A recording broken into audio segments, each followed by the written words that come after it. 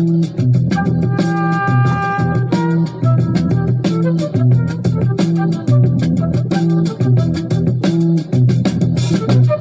will not be able to stay home, brother.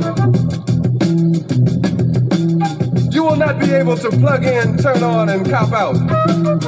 You will not be able to lose yourself on Skag and skip out for beer during commercials because the revolution will not be televised. The revolution will not be televised. The revolution will not be brought to you by Xerox in 4 parts without commercial interruptions. The revolution will not show you pictures of Nixon blowing a bugle and leading a charge by John Mitchell, General Abrams, and Spyro Agnew to eat hog maws confiscated from a Harlem sanctuary. The revolution will not be televised. The revolution will not be brought to you by the Schaefer Award Theater and will not star Natalie Woods and Steve McQueen or Bullwinkle and Julia. The revolution will not give your mouth sex appeal. The revolution will not get rid of the nubs. The revolution will not make you look 5 pounds thinner because the revolution will not be televised, brother. There will be no pictures of you and Willie Mae pushing that shopping cart down the block on the dead run or trying to slide that color TV into a stolen ambulance. NBC will not be able to predict the winner at 8:32 on report from 29 districts. The revolution will not be televised. There will be no pictures of pigs shooting down brothers on the instant replay. There will be no pictures of pigs shooting down brothers on the instant replay. There will be no pictures of Whitney Young being run out of Harlem on a rail with a brand new process. There will be no slow motion or still life of Roy Wilkins strolling through Watts in a red, black, and green liberation jumpsuit that he has been saving for just the proper occasion. Green Acres, Beverly Hillbillies, and Hooterville Junction will no longer be so damn relevant, and women will not care if Dick finally got down with Jane on Search for Tomorrow, because black people will be in the street looking for a brighter day. The revolution will not be televised. There will be no highlights on the 11 o'clock news and no pictures of Harry armed women liberationists and Jackie Onassis blowing her nose. The theme song will not be written by Jim Webb or Francis Scott Key, nor sung by Glenn Campbell, Tom Jones, Johnny Cash, Engelbert Humperdinck, or The Rare Earth. The revolution will not be televised. The revolution will not be right back after a message about a white tornado, white lightning, or white people. You will not have to worry about a dove in your bedroom, the tiger in your tank, or the giant in your toilet bowl. The revolution will not go better with Coke. The revolution will not fight germs that may cause bad breath. The revolution will put you in the driver's seat. The revolution will not be televised, will not be televised, will not be televised, will not be televised. The revolution will be no rerun, brothers. The revolution will be live.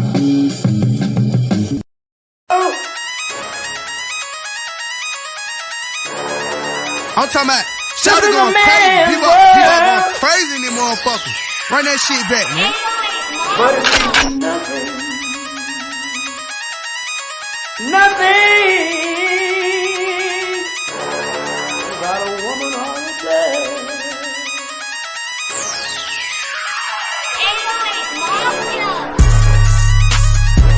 Man made the car.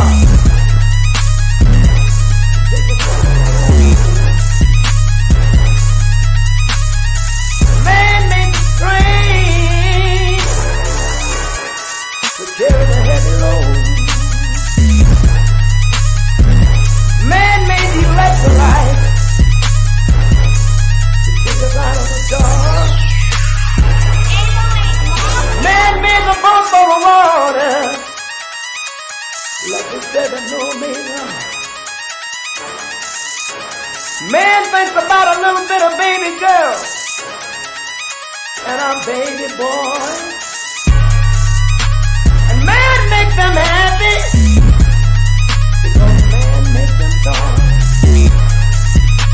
But after man make everything we can, do you know that man makes money?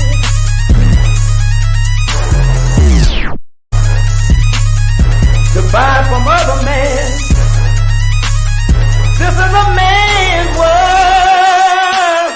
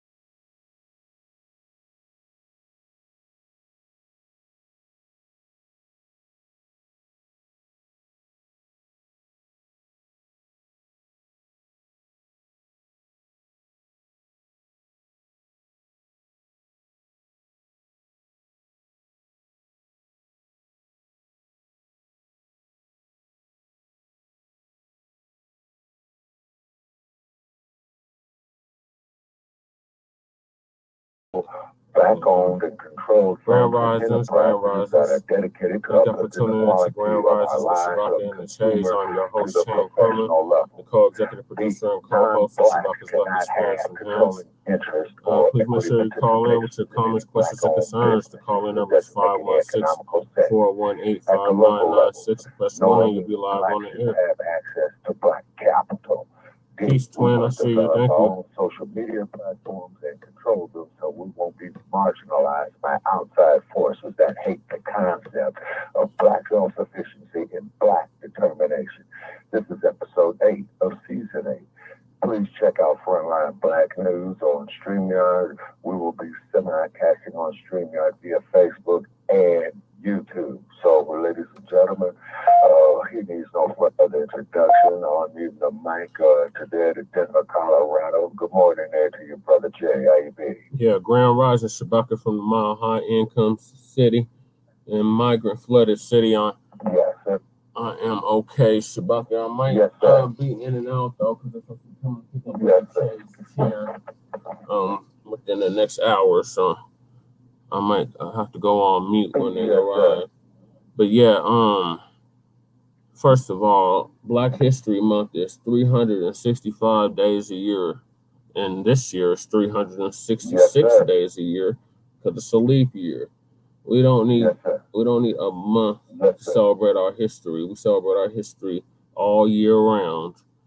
Just because Master said, you know, you can move from Negro Week to Black History Month. Don't mean that we only teach our history 1 month out of the year. And as for we need to be self-sufficient, yes, we need to do for self. We need to support Black-owned businesses. But here's the thing about Black-owned businesses. Black-owned businesses need to step up their quality and their customer service. I've lost count how many Black-owned businesses I've gone to, and the quality was not up to par. The customer service was horrible. So yeah, we gotta do better all around as a people if we're gonna be self-sufficient and if we're going to be self-determinated. Definitely. Oh, absolutely, yeah, without a doubt. And then also too, I see we have an unknown caller in It's there. probably Sarge. Okay, also too, definitely.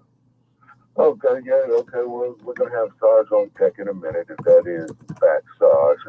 And also,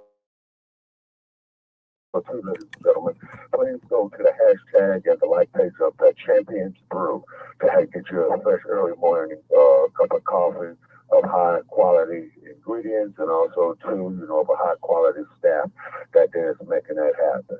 Okay, Brother Jay. So the first thing that we're going to discuss, you know, news flash. Okay, you saw the 4 migrants beat the hell out the New York City police officers yesterday, right? Yeah, it was 7 of them, and one of them ended up biting one of the officers. It's a complete different treatment they received, though, just like with the short hats that had that brawl with the police, the NYPD, after they found them tunnels. Yeah. And the part that kills me about it is how come, you know, with no other NYPD officers over there killing them like how they. Yeah, they didn't say, "Oh, I fear for my life" and all that bullshit that they do with us.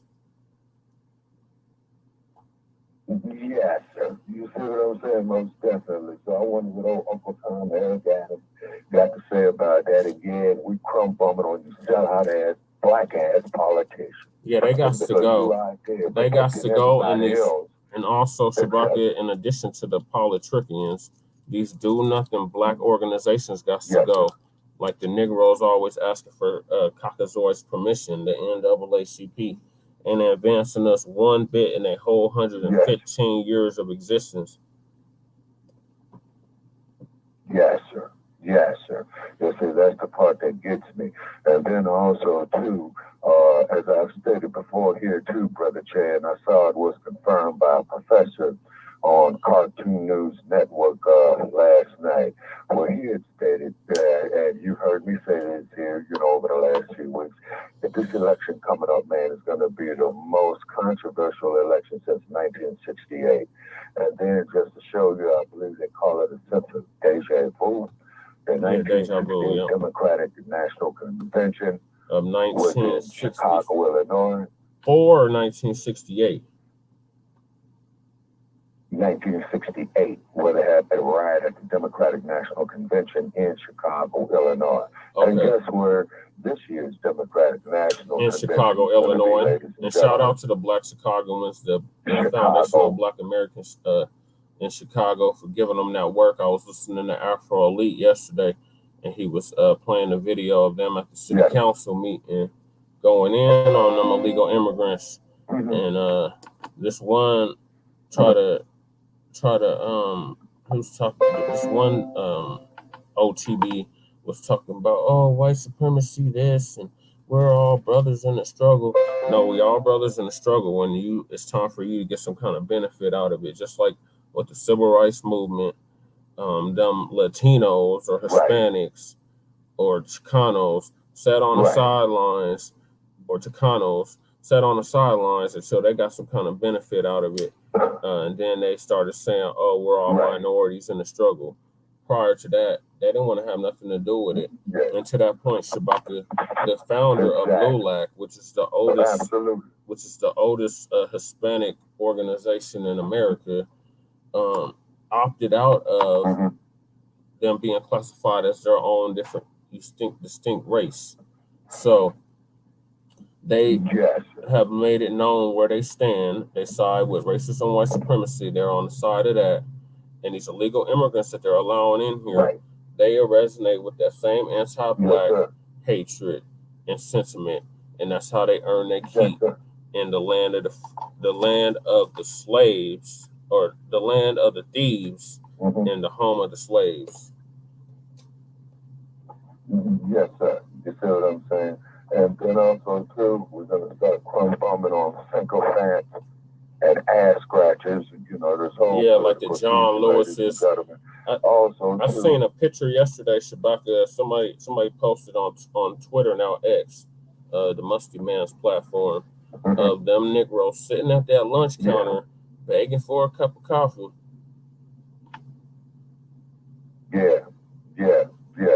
And somehow that's Black history. How the hell is that Black history? Is that law? Good, Brother Jay. How is sitting at the lunch counter begging for a cup of coffee? How is that Black history? Why are you showcasing that and not showcasing the fact that the Black Panthers, the revolutionary commanders, the weathermen, the Move, the Deacons of Defense, they was not with that nonviolent shit. They were literally burning down this country, bringing it to its knees, and we could have had the reparations then. But like you said, we had the sycophants that was, oh, Master Charlie, I just want to sit at the same toilet with you. I just want to sit at the lunch counter with you, Master Charlie. Why won't you just accept me, Master Charlie? And we still got them Stephen Sambos to this day, like Uncle Tim Scott. Oh, let's get on Uncle Tim Scott, Shabaka. So Uncle Tim Scott thought he was going to get the dump. The biggest time going on, and of course, Dr. Khalid Muhammad, up to the most of his ability, he is selling out the Black. He thought he was going to get the dumps as in human shit, and we want to make that perfectly clear. And we want to make that perfectly clear. He thought that he was going to nominate him for VP, and he called himself getting hitched up with this white woman just out the blue. And now the people in Trump in the dumps and as in human shit, and we want to make that perfectly clear, it's camp, are saying hell to the no, because Uncle Tim Scott was supporting Pence. He supported the election results. He did not want the votes to not be counted. So he's an enemy in Trump's eyes. So how would he think that he as a black man, because he's still a black man in America, no matter what he wants to say out his mouth, that America's not a racist country and all this dumb shit. He's still a black man at the end of the day, and they're going to treat him as such. Oh, yeah, man. That's without a doubt. And we also see we have an unknown caller there on our board. Just simply press 1. We think we know who it is, but just press 1. And we'll be happy to have you on. Definitely check out the Champions Brew and go to the webpage there for your coffee this morning, okay? Upcoming product. And also, too, what I told you. Oh, they raised their hand, Shabaka. Let's bring them on. Unknown caller, what's your name and where you calling from? Your mic is unmuted, unknown caller.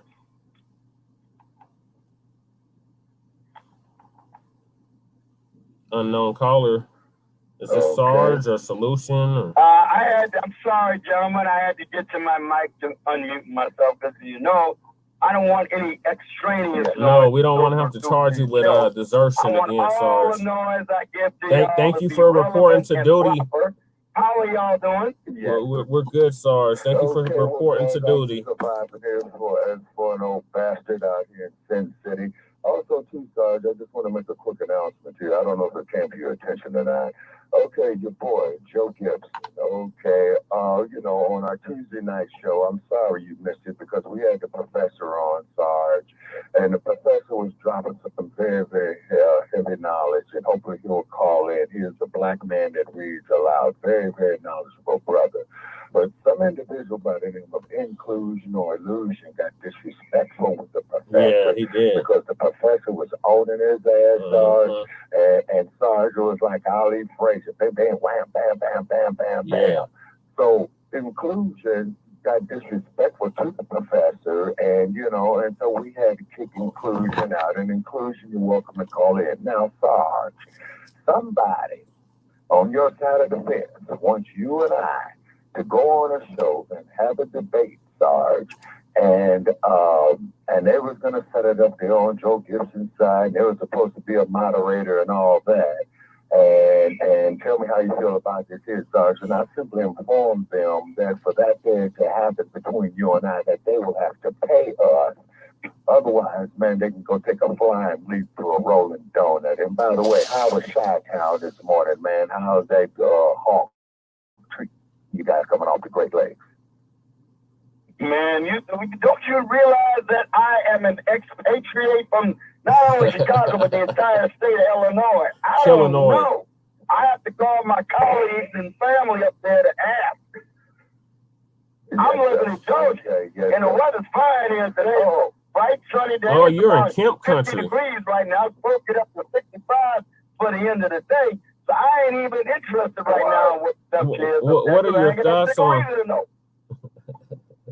Wait a minute, Sarge, you warmer than me down there, man. It's because looking to the West Coast, as Brother Che was telling me, man, is that we got, atmospheric storm getting ready. Yeah, the Pineapple Express. They already shut down. And it is a righteous, beautiful, sunny day here. Like I said, right now it's about 50-something. It's getting up to 65 by the Oh, that's how it was here yesterday, Sarge. It was like that in Denver yesterday. Man, but look at me, I just want to say this now. I'm glad you mentioned that today is start of Black yesterday, right? No. I figured I'd start off. Sarge, you know goddamn well Black History Month is 365. This year is 366. Black History Month. Well, you know where that term came from. History is 365 days a year. Yes, correct. Look, you know that's me. That ain't everybody. Everybody don't give a damn about it. They ain't like me. And I figured that since it is the official start of Black History Month, the shortest month of the year, specifically, in my opinion, for a book that details a very important aspect of Black history that I am fascinated by. The miseducation of the Negro. Klan War. Oh, the Klan War. S. Grant and the Battle of Slave Reconstruction. And it has acquainted me. This book is really, I took about 378 pages. And it gives me an acquaintance with some great and heroic Black figures I was not acquainted with. People like Congressman Robert Brown Elliott and North Carolina activist Wyatt Outlaw who gave his life battling the Ku Klux Klan, setting up militias to combat them. The federal government use of federal assets to include federal troops to literally put the Klan in full outblown retreat. He listen, that's preparing ways to war. 1871 to 1872.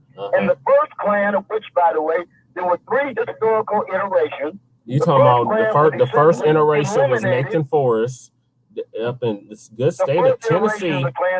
Historically recognized.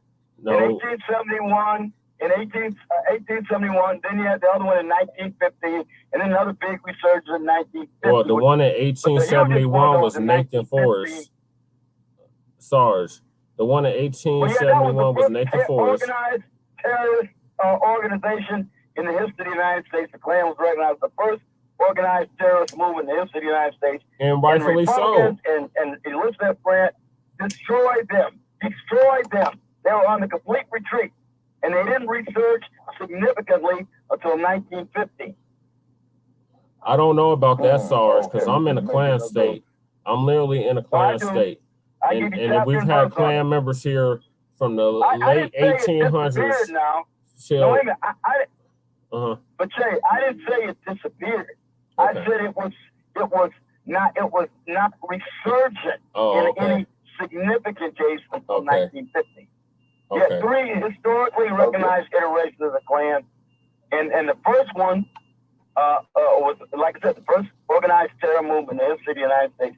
And to learn these, particularly black heroes, who put their, like Ashburn, the gentleman named Mr. Ashburn and others, who put their lives on the line, dozens of which were killed, along with their white colleagues, struck by hundreds of people assassinated by the Klan during that particular era.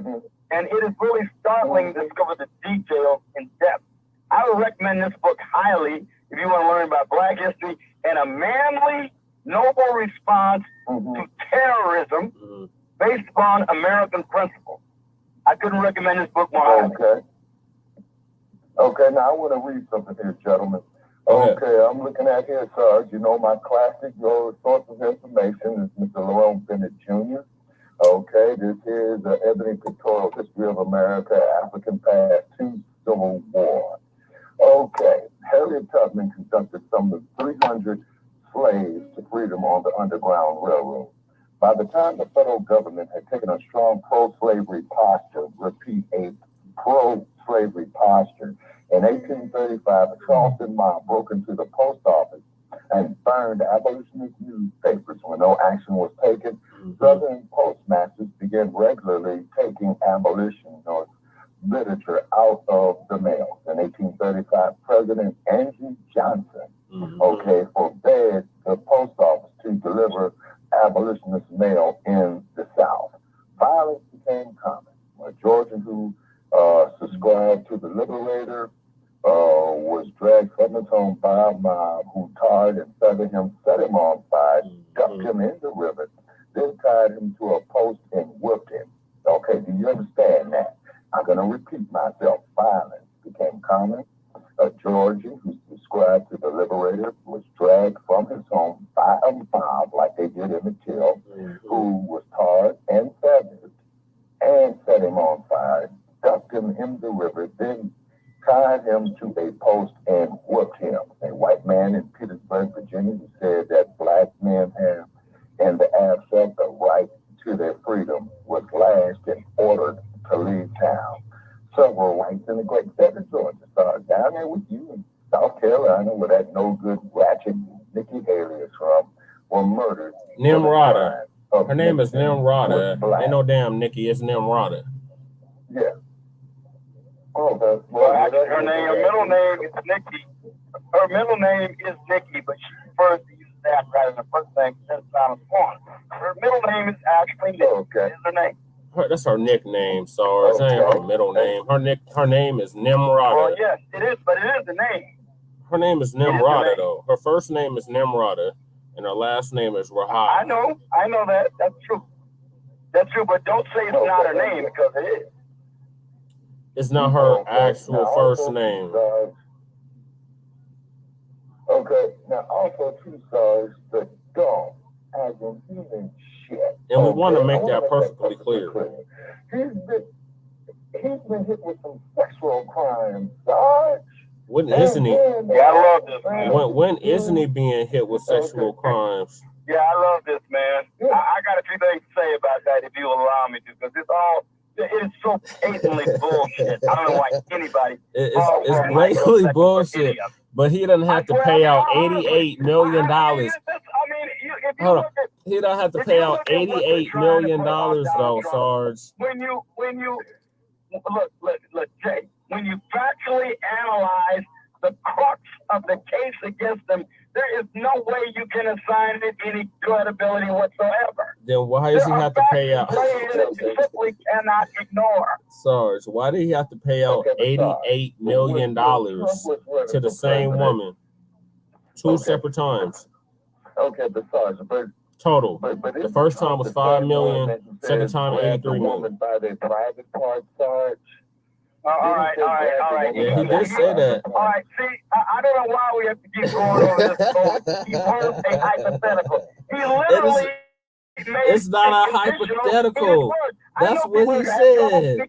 I know people in the United States have trouble speaking English, but there are words that are considered modifiers. Like when you use a word, when you make a word a modifier, you make it conditional upon certain parameters. And he did that in a statement. He said, and here's, I'm paraphrasing, but this is what he said.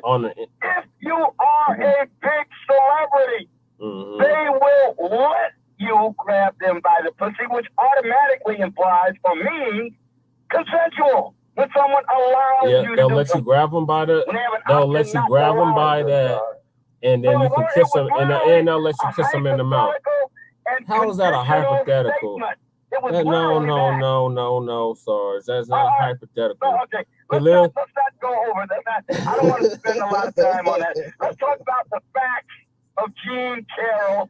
That remember now, the case literally, and I'm not making this up, because I've gone into the case for what the jury heard, the evidence there. It was literally her word against his. There was no evidence introducing that would make him guilty of sexual other than her testimony. That was it. Now, here's why there should have been doubt. This is why there should have been doubt cast on her testimony. Number one, Bergdorf Goodman had surveillance video in effect on that room at the time of the incident. There is no surveillance video that happened. Remember, it was from 1994. 1995. That's what happened. 1995. Number two. Dude, wait a minute. Let me finish now, because, with the whole issue is she credible? Because it's her testimony. There's nothing else. That should be the issue. How credible was this woman? All right, number two. There are 0 witnesses. Sarge, how credible were the witnesses? Number 3. Okay, go ahead. Wait a minute now. Number 3. When she came forward in 2019, she came forward with allegations while she was promoting her book.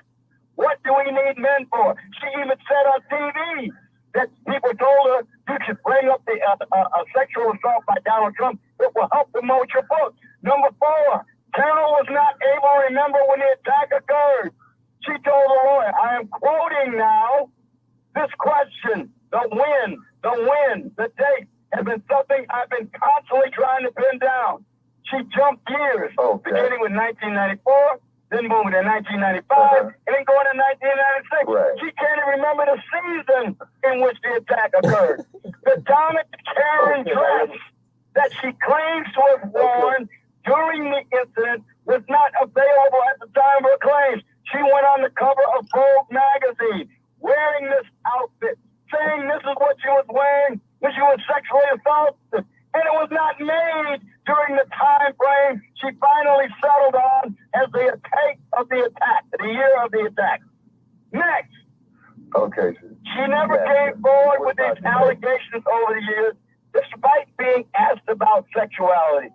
They said that a sex tip I learned from my dog: when the heat shakes the man until he collapses with exhaustion, then jump him. Wait, that ain't all. She said she was never raped. She told the New York Times broadcast. Here's a quote. This is a quote. If Every woman gets to choose a word. Every woman gets to choose how to describe it. This is my way of saying it. This is my word. My word is fight. My word is not the victim word. I have not been raped. Something has not been done to me. I fought. That's the thing. She named her cat Vagina. Her dog, her cat was named Vagina. The judge wouldn't allow that in. And then, now listen to this. Now listen to this. This should have sunk her entire testimony. Listen to what she said here. I don't narrate. I get back. I don't narrate. All right. This is what he said. Hold on, sorry. This alone should have sunk her. Wait a minute. The next two things I'm about to say should have sunk her testimony. Now listen to them. They're not incidental. She said she was a big fan of law and order. The situation in Bergdorf's room involving a celebrity offender is remarkably similar to a plot line in Law and Order Special Victims Unit. And she even said this. Now, wait a minute. This is the final clincher. Listen to this now. See, I don't narrate. I can't. You said that, so. And wait a minute now. And that lousy, rotten judge would not allow any of this into the testimony. That's what gets me about this. All these things are facts. Because she wrote a column. She was writing a column in which she gave sexual advice to people. Now listen to this. This woman wrote her. The reader's pen name was Snowed Under. And she was responding to a letter from her saying that she was having trouble getting orgasms to sexual intercourse alone. And she said she could only climax the foreplay. And then the reader in the thing asked her this question. This is in 1993 now. Are you listening? Yes, sir. Is there any way I could learn? Wait a minute. Is there any way I could learn to reach orgasm through sex? Maybe books I could read? Here is E. Jean Carroll's answer. Listen closely. Okay. Just Snowed Under. Stop flagellating yourself. Gadzooks. At least you have orgasms. And if that isn't spontaneous sex, I don't know what is. Most women experience difficulty climaxing through intercourse alone. So you're perfectly normal. Begin by reading For Yourself by Dr. Lonnie Barber. She'll give you excellent instructions on how to have an orgasm during intercourse. Then at the 313 Clean Hell Love Wiggle, move on to Greta Garbo's favorite love position, the top. Now listen, here's the money quote. Indeed, this location works better for women than the fourth floor of Bergdorf. Oh my God. Okay. Now, if you want to believe this nut-faced woman, if you want to believe, after she said rape is sexy, and you want to believe her, you be my guest. And nobody said we're believing her, Sarge. Hold on, you putting words in our mouth. We did not say that we believed her, Sarge. Information alone should have cast doubt on her credibility. Sarge, a lot of things should have cast doubt on her credibility. The fact remains, the dump as in human shit still had to pay her $5 million and now recently $83 million. If innocent justice mattered, then Bill Cosby wouldn't have been locked up for some shit that happened in the 1970s. Do you have the so the justice system should be used to get somebody you don't like? No, really? That's not what I'm saying. That's not what I'm saying, Sarge. I'm saying if you're gonna do that, be equal across the board. They locked up Bill Cosby for some shit hearsay from 1970 and something. Everybody recognized that the end it was wrong, didn't they? And he was released from prison. After appeal, after several appeals. Yeah, it was a miscarriage of justice. I agree with you there. Yeah, and that's what Trump's gonna have to go through too. He ain't walked the concrete. He ain't walked the concrete at all. He went and took a mugshot. My ass got arrested. So you want revenge? You want revenge. You don't care about the truth of fact. You want revenge against Trump. Or whatever perceived revenge you think you Oh my God, no. If he gets convicted of sexual assault and he gotta pay out all this money, Bill Cosby got convicted of sexual assault. He was found liable. There's a difference. Okay, explain the difference. Explain the difference, Sarge. Proof So they couldn't prove beyond a reasonable doubt that he was liable, but he still had to pay out $88 million. Okay, exactly. So you got to be convicted beyond a reasonable doubt. You're not going to tell me there's not reasonable doubt in this case with this lunatic woman. Why did he have to pay out $88 million, Sarge? Yeah. I got an answer for that real easy. The Democrats are ruthless and they wage lawfare. It's the Democrats. It's the Democrats. It's the Democrats. And they use the civil courts in order to do so. So it's the Democrats. It's because the Democrats. You're damn right it is. A Democrat judge, a Democrat jury, and a place that is a rampant hotbed of Trump derangement syndrome. Okay. You make it up worse now, Sarge. That's not even an actual Trump deranged syndrome. Okay. Now, wait a minute. You didn't hear all of the factual reasons I laid out as to why E.G. Jill should have had no credibility whatsoever. I never said she had credibility, Sarge. Entirely a case of her word against his. Yeah, it's her word against his. Correct. So they took her word, and he had to pay 80. This is our opportunity to make Donald Trump pay. We hate him. We're gonna make him pay, and that's it. And by the way, you had a judge that would make sure none of this information would get before the jury. So Sarge, is this the same thing that happened with Stormy Daniels? Oh no. There were so many inconsistencies in that woman's case. I don't know why that even went to trial. It was the Democrats. Let my dog get with It was because the Democrats, Sarge. To this day, Trump has denied all of those charges, just like he did with Eugene Carroll. He's denied. His story has been consistent from one end to the other. You cannot find one alteration in anything he said from the date the accusations were made to now. So he's paying them out. So why does he have to pay them all this money, Sarge? Oh, yeah, I guess you just don't believe what I just said. Okay, you don't have to believe it. I said they're waging lawfare. They get a venue-friendly judge who they know will give them the results that they want, and it's easy to find people in Manhattan, the District of New York, Manhattan, who hate Trump and have Trump derangement syndrome, and it's a civil case where the standard is preponderance of the evidence. It's funny that they hate Trump now. All of a sudden they hate Trump, but they didn't hate Trump during the Central Park 5. Yeah, because he wasn't a politician who were doing things that upset their holy writ. He's not a politician now. He's not president. Sleepy Jim Crow Biden is president. Okay. In order to run for office de facto, that makes you a politician. When you run for political office to become elected, you are automatically a politician. He's not an elected politician currently, though. It's part of the job description to get elected. You have to be politics in order to get elected. Okay, Sarge, I understand that, having ran for political office twice.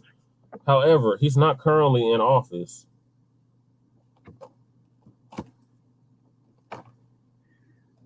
Okay. Look, you guys can sign all the credibility in these cases you want. I know lawfare wants. Now, I notice you guys are not even mentioning what's blowing up with Bonnie Willis. In other words, the shit. We're not mentioning it. Are you serious? Are you serious, Sarge? You got to tune in to Frontline Black News. Sarge, make sure you like and subscribe to Frontline Black News.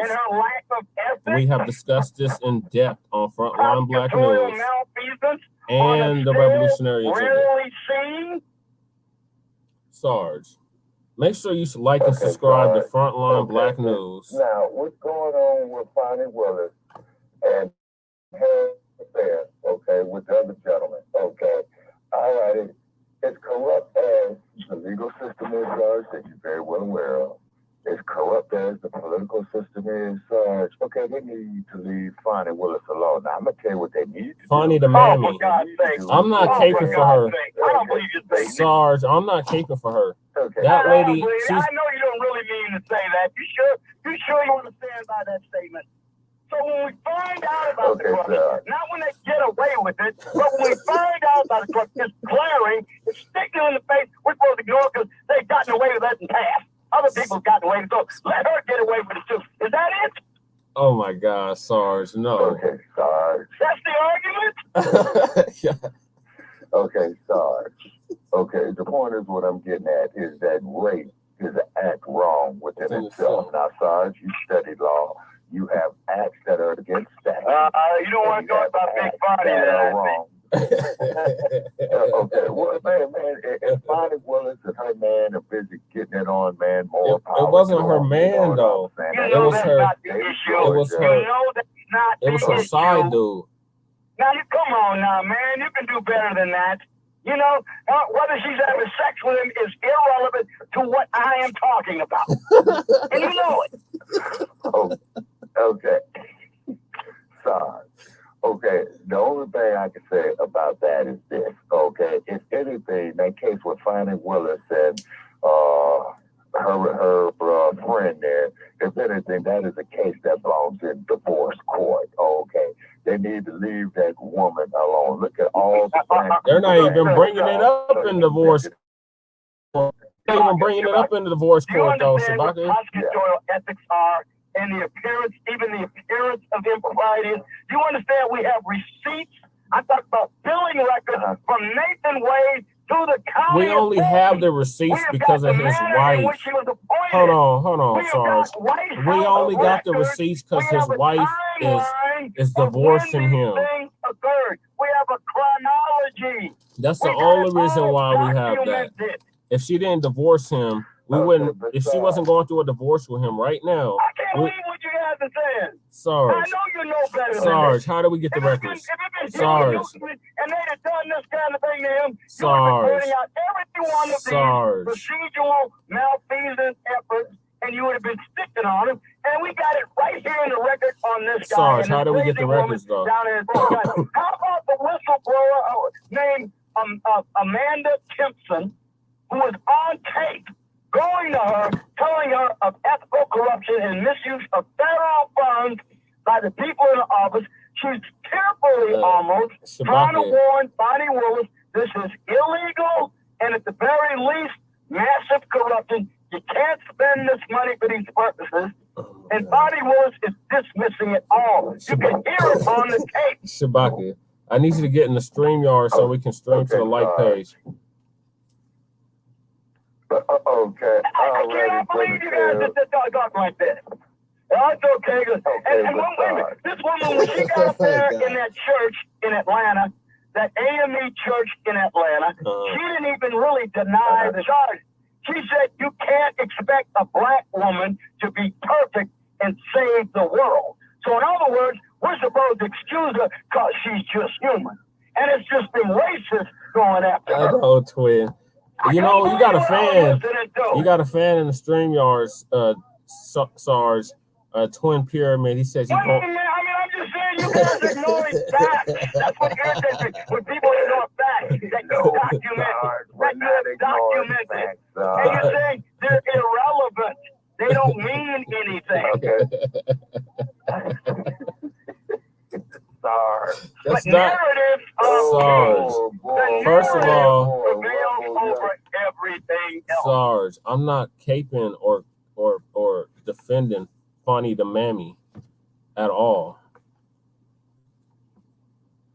I think she is guilty of Nathan Wade is a slip and fall lawyer who has never tried a felony case in court, and he gets the biggest case, arguably, in the history of Atlanta.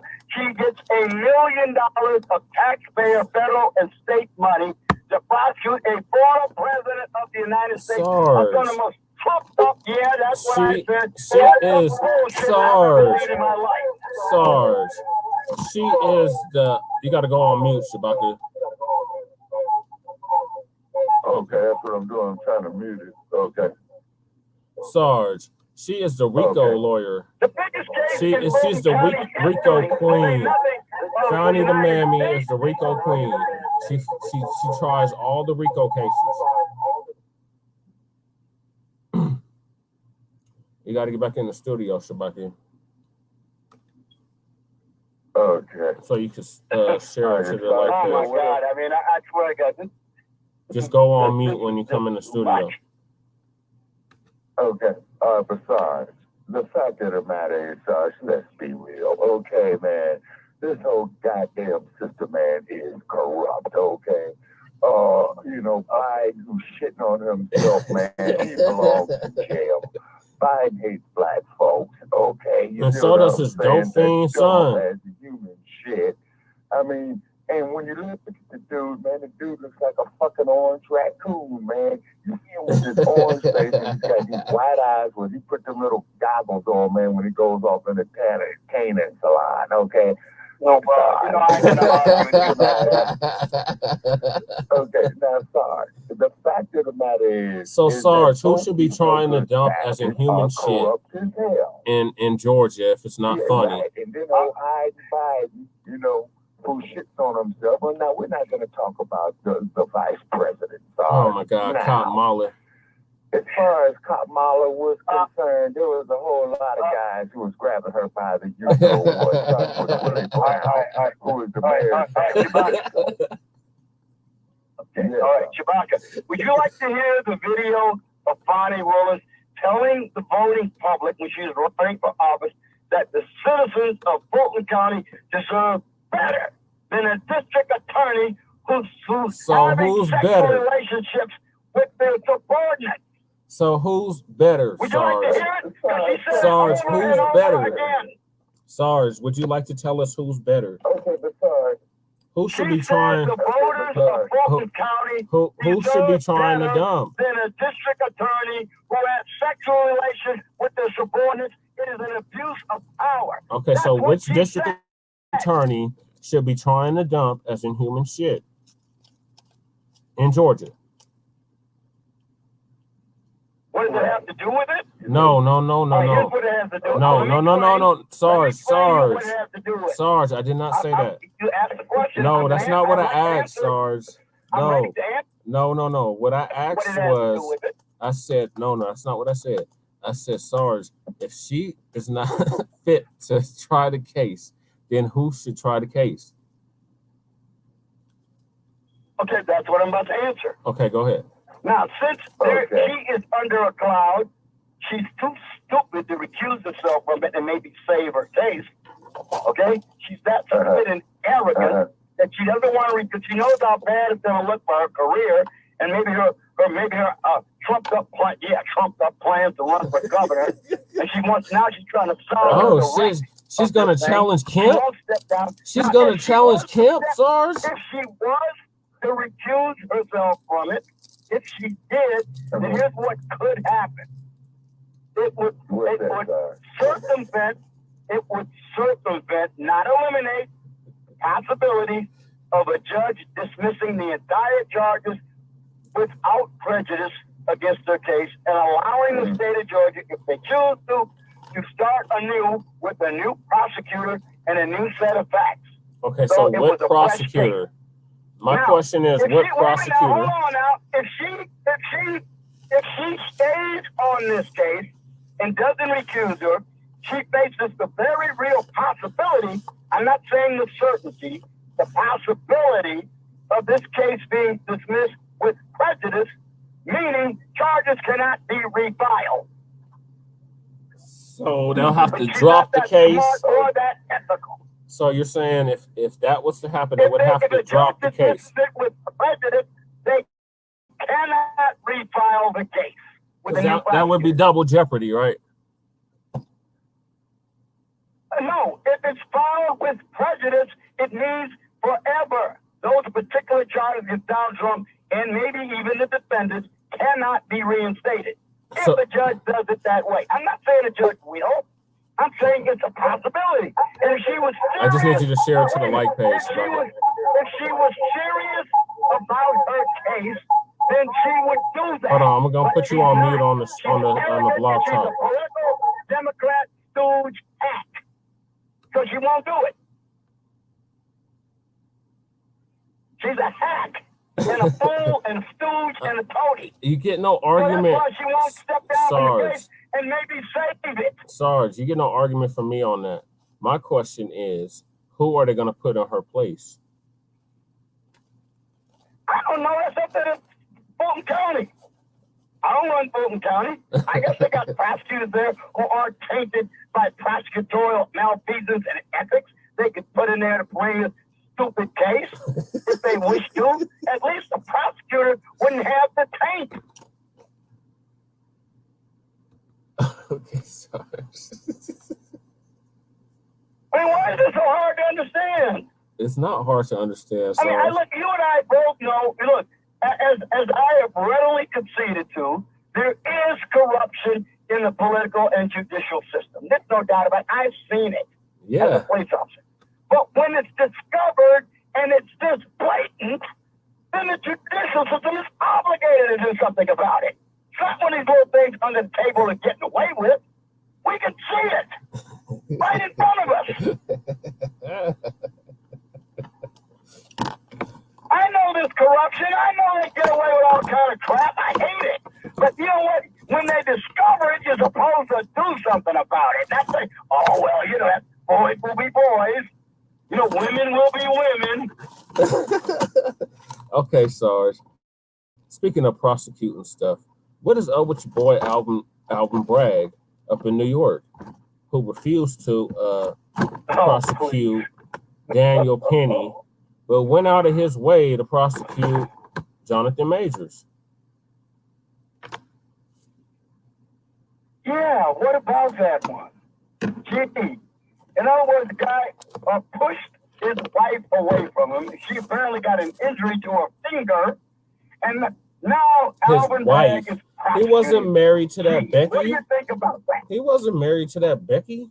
That was his girlfriend. Yeah, I know. That was his girlfriend, right? You're right. Correct. I stand corrected. His girlfriend. And that was after she attacked him. Apparently, that was after she attacked him, Sarge. She attacked him. Duh. He was defending himself against her, but yet he's the one that gets tried. Do not get a fair shake in the family courts. We don't. No. And then on top of it too, sorry, that's why Gloria Steinem was full of shit. When she came with that woman's lib bullshit and tried to bring it to black women, and that was the precursor of breaking up the black family unit, okay? Because if she went and applied for welfare, they will put the man out of the house. You see what I mean? So then what happens is, Sarge, as you know, is that black boys start coming up without male figures, okay? So this is why you got a lot of these dudes going out here wearing skinny jeans and all this other type of shit, woman headbands, wearing dresses, things of that nature right there, glorifying going to the penitentiary, Sarge, as you know. Now, to me, one of the biggest insults to womanhood is some dude to go shove some damn ketchup up his ass, talk about he's having a menstruational cycle. Okay, now that is an insult. Frozen tomato sticks, they stick the frozen tomato sticks up in there, and then when they start to melt, I'm having. Yeah. Okay, now, Sarge, you and I both know that is one confused individual right there, okay? And there's no way in hell I'm going to sit up there and call some dog-faced Joe with a 5 o'clock shadow worse than mine right now. Oh, by the way, I got to put my coffee on. Okay, right now, and then I'm going to call this fool a woman, man. It ain't happening. Okay, that is an insult to womanhood, just like the raping, slave trading, pedophile. And James Madison was one of them too, so you should have got on the other show when we had the professor on here. Yeah. Now, didn't the professor lay down, Brother Jerry, about how James Madison was fucking his sister? Okay. Yeah, according to the professor. Yeah, I really wish Sarge would have been on there. And then too, Sarge, by the way, if you ever come across Inclusion or illusion or whoever was that dude is, man. He got owned real bad by the professor, man.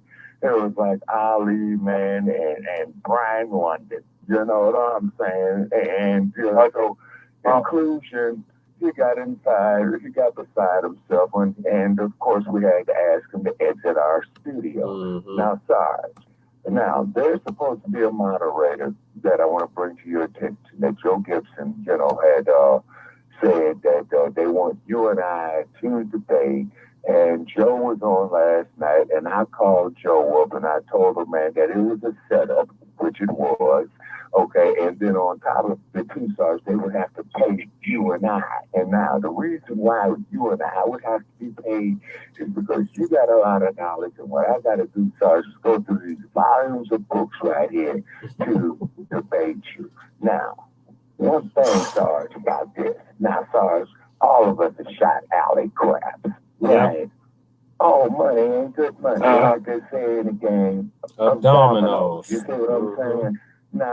Now, Sarge, if you and I were to do this, okay, I want to need about a week, man, is because you're very well read. I got all these books right here. I have to go through, take notes, things of that nature right there. So I pretty much had told Joe it's not going to happen. And then, too, Sarge, when the professor was on Tuesday night, Sarge, poor illusion, inclusion, or whatever his name is, got to screaming and yelling at me, man, and got to a bunch of name calling. Sarge, and you know how I get out, Sarge, you know what I'm saying, and, he doesn't have tenure with this platform to do that. Now, you, Sarge, you and I have been doing this here, what is it now, 5 years, I think, Sarge? Yeah, and by the way, no matter how heated it gets, I've never heard either you or me call each other names. We get heated, we will call each other names. Not one. Sarge. Yeah, so, no, sir, okay, you and I, Sarge, we disagree agreeably. Right. You know what I'm saying? And you kind of all around in that, Sarge. Repeatedly, I mean, with great passion and verve. We'll name call, there's no point in that. No, exactly. You see, so therefore, man, you might want to school inclusion or illusion, whatever his name is. And we feel bad for inclusion because, didn't we, Brother Chuck? Yep. Didn't I have to what we had to do, Sarge, we had to quote the words of Eddie Futch, man, to Joe Frazier and Manila. Inclusion, sit down, son. It's over. It's over. Okay. It's because he got to yelling at the professor, and one thing about the professor held his own. The professor is the nicest, most intelligent guy going. But when it comes to some street language, Sarge, you know what I'm saying? Oh, the professor can get down. You see what I'm saying? He got down. Well, so therefore, Madison, man, got some issues. Yeah, go ahead, Sarge. Now, look, I'm not aware of any of these allegations. I mean, look, obviously, I was not with James Madison for every second and minute of his life. I don't know what he might have been doing out of the public view. So I'm not about to speculate on whether he did or not. I know this much. I looked thoroughly into the charges against Thomas Jefferson. Even the people who accused him of fathering Sally Hemings' children had to withdraw that, the claim that the DNA evidence proves that he did, because it did not. It did not. It did not eliminate the possibility that he was, but more likely than not, it pointed to his brother Randolph as being the father of Sally Hemings' children. But they had to withdraw the fact that it conclusively proved that he was the father of Sally Hemings. Because that doesn't mean he wasn't. It means the DNA evidence didn't do it.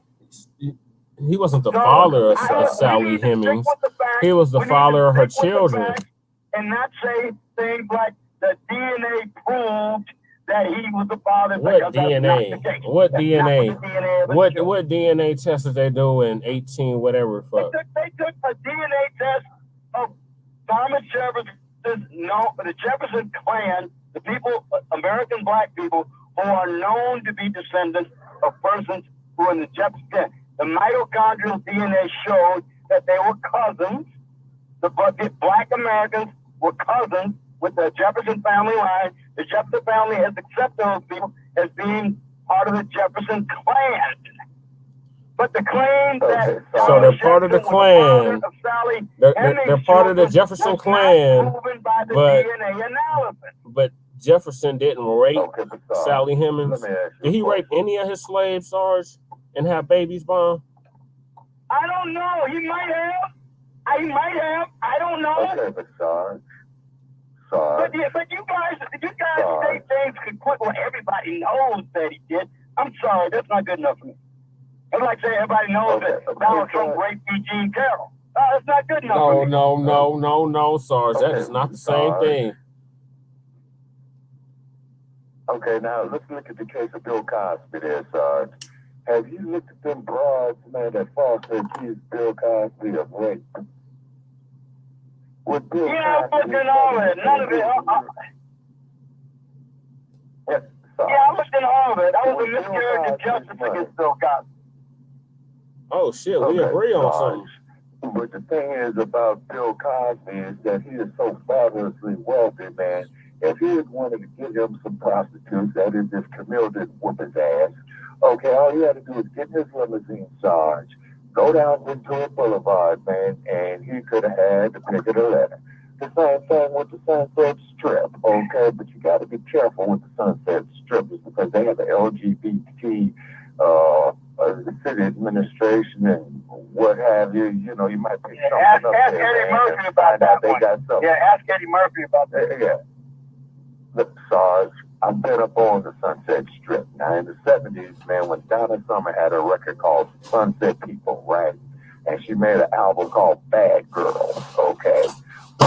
There were wall-to-wall ladies of the evening, but with that being Hollywood, man, like San Francisco, man, you better check the Department of Work if you're going to do such a thing. But, however, I don't advocate no man to go out here and have to pay for sexual relations when you simply got to do is talk up on it, okay?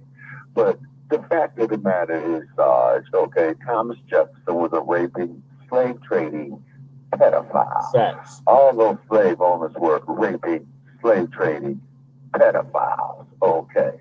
Now, also too, Sarge, you had made the statement in regard to yourself that I kind of like disagree with, but Sarge, you're Sarge, you know, you've been contributing to this platform, man, so, you know, I give you your props, okay? Now, rape is an act wrong within itself, but on Black Friday, Sarge, where they would take 13, 14-year-old black girls and put them up there on an auction block to be sold, quote unquote, as breeders. You see what I'm saying? These are acts wrong within itself. Now, like I tried to tell Piaki, you didn't want to hear it. Okay, I could care less because I know my facts. Okay? He never wants to hear it. And that on the continent, when the European Sarge was crawling on all fours, eating raw meat, we were performing brain surgery. We were developing the concept of navigation. We have navigated the globe. Now, the sources of this information right here is Brother Che, Sister Akshita. You're familiar with Akshita. You see, Joe Gibson, he crowds my chat room with diatribes because, see, Joe Gibson, he gets his information from Eurocentric sources. We get our sources of information, Sarge, from Afrocentric sources. Oh, I see you on the chat, Sarge. Okay. And then also, too, Sarge, somebody was telling me about the Moors, you know, going through Spain and all that other type of stuff. Okay, now, with the continent of Africa having all... Wait a minute, let me understand this now. Let me understand now. Eurocentric sources can be challenged all the time. But all sources can be challenged, Sarge. No, Sarge. No. All sources are subject to challenge, whether they're Eurocentric or Afrocentric. Then with that in mind, go ahead and continue, Shabaka. With that in mind, every source is subject to impeachment, then proceed. Okay, hold on, Sarge. Now, getting to Mama Africa, and you're old enough to know who Mama Africa is. Okay? She sings at the African Sunset on the opening of our podcast, you know, Sister Miriam McKee. Yeah, she did a clip. Yes, okay. And she spoke Kosa, she spoke Zulu, and she spoke, the other language, with 3 of that she spoke. Plus, she spoke French and English as well, too. Kosa, Bantu. She had stated, I'm paraphrasing her. Okay, I'm paraphrasing her. She says that in Africa, our traditions and knowledge and history are passed down from generation to generation orally. Okay, they call it griots. Okay, but the thing is, since history is written as of the it's not an insufficient method, Sarge. Human memory is subject to failing, you know. Sarge. Okay, no, hold on, Sarge. No, the thing about the griot, Sarge. The thing about the griot. The printed word is constant. Sarge, no. The printed word is not constant. No, Sarge. No. The written word, no, Sarge. Sarge. Memory is subject to failure due to biological circumstances. Okay, that part is true, Sarge.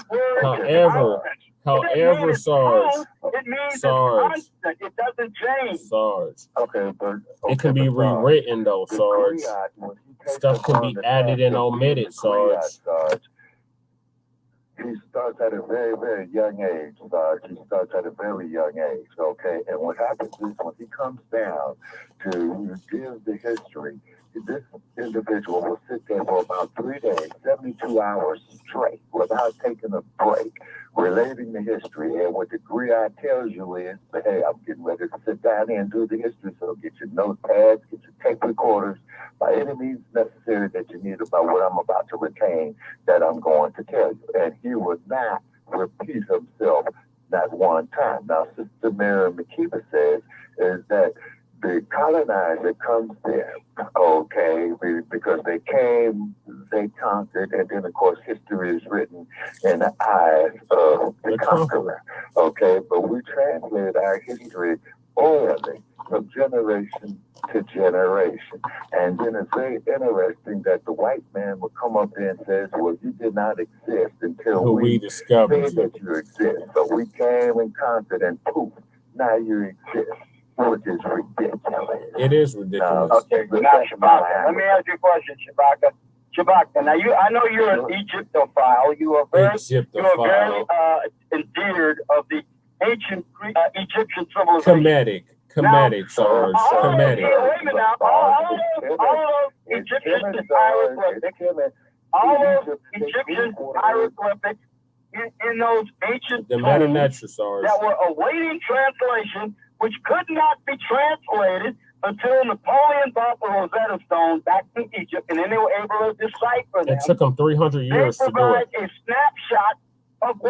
They provide a snapshot of what the people back then were writing.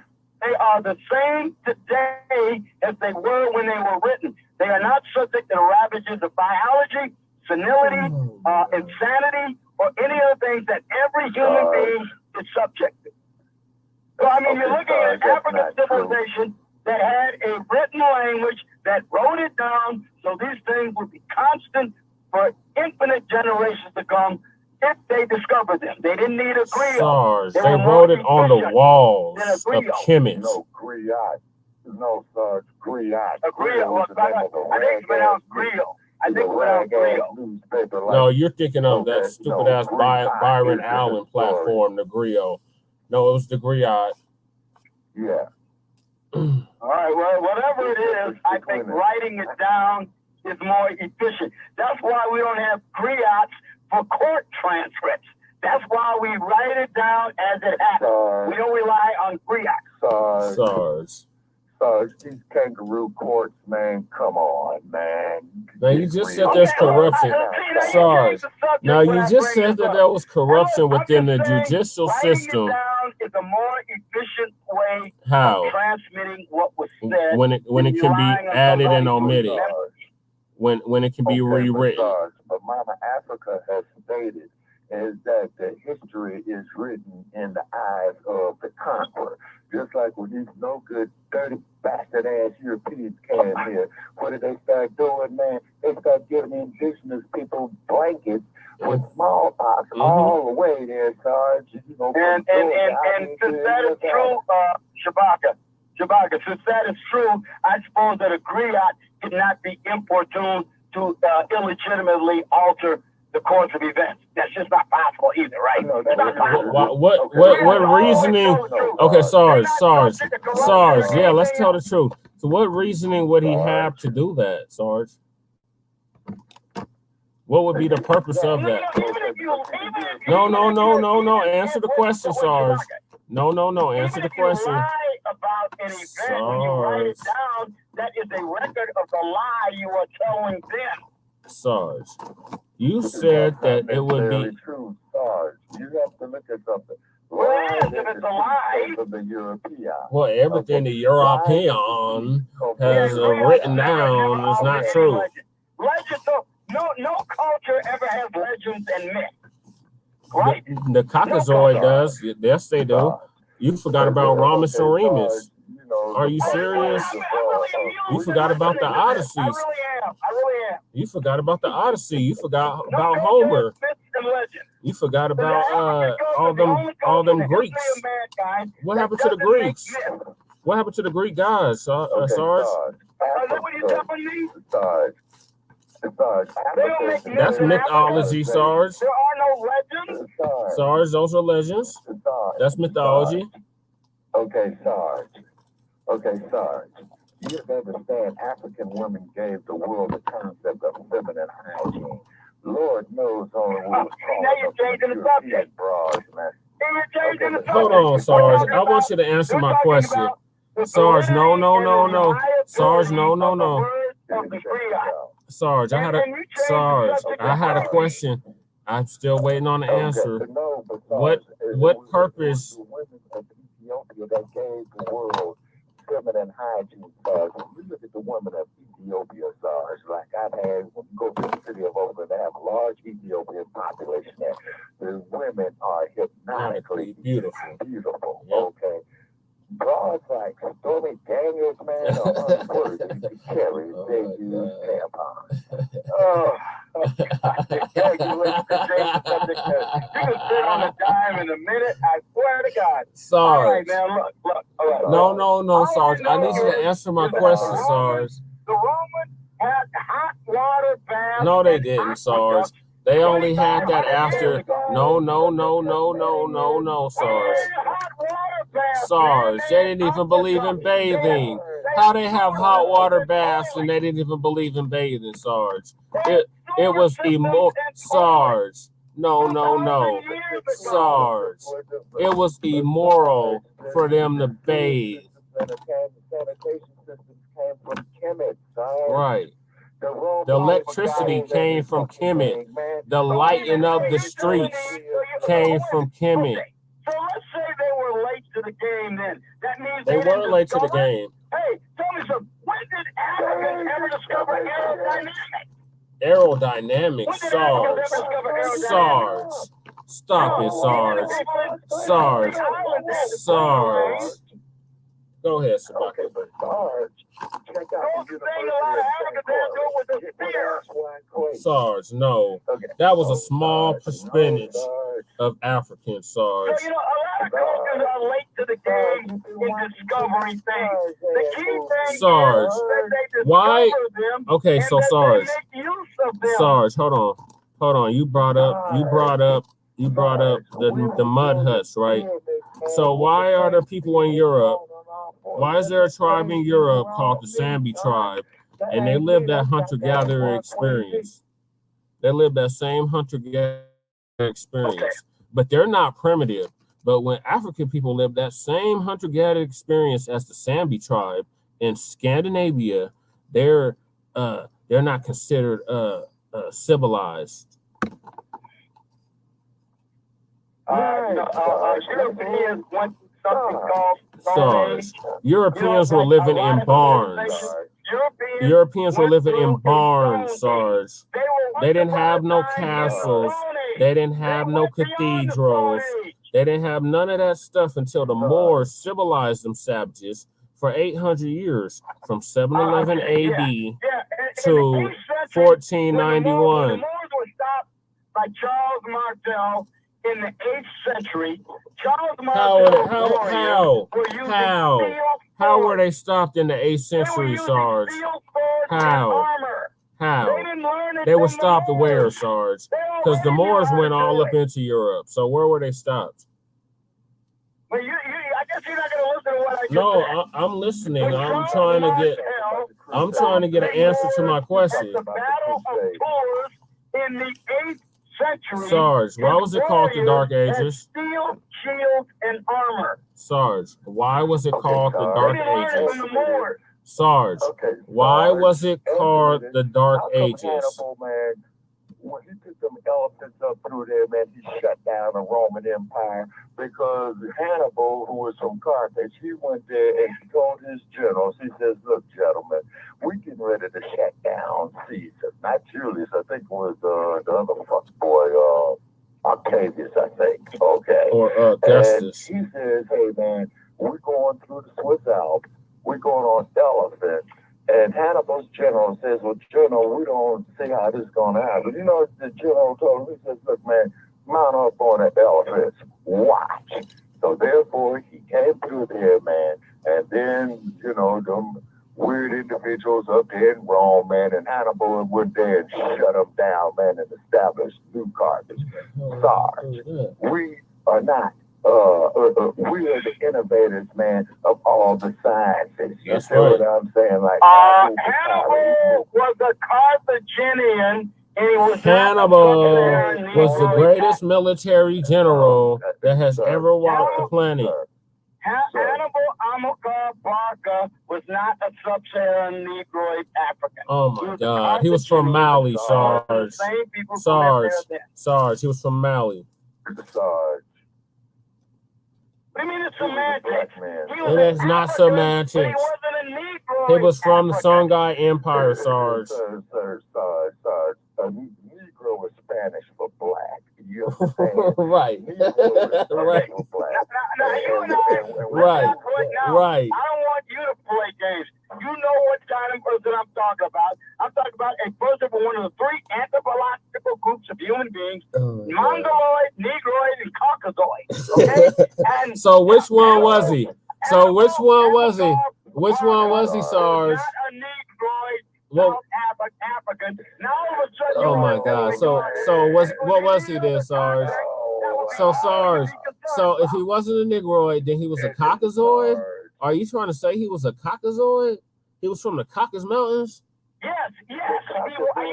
All the evidence indicates that. No, it doesn't, Sarge. It does not. He didn't even have the phenotype of a Caucasoid.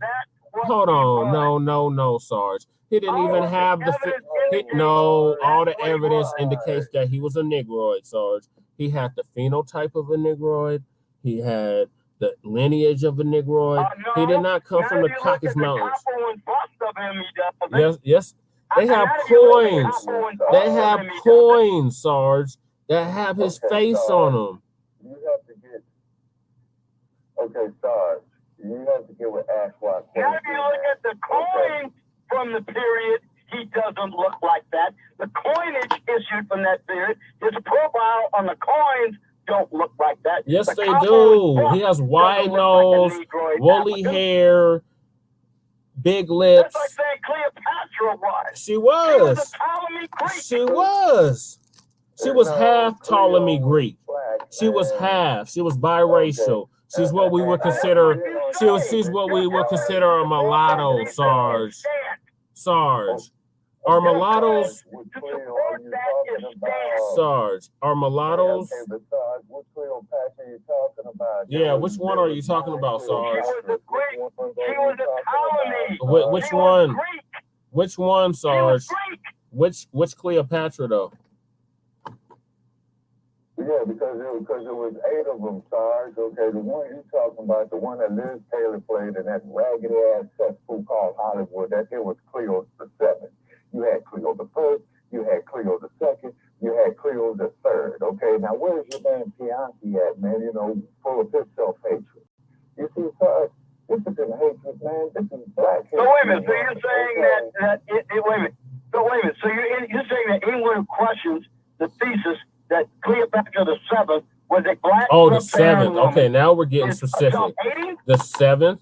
So what was the first? What was the second? What was the third? What was the fourth? What was the fifth? So then, wait a minute now. So now you're asking me to provide a basis for your belief. We're asking you what Cleopatra you were talking about. You said the seventh.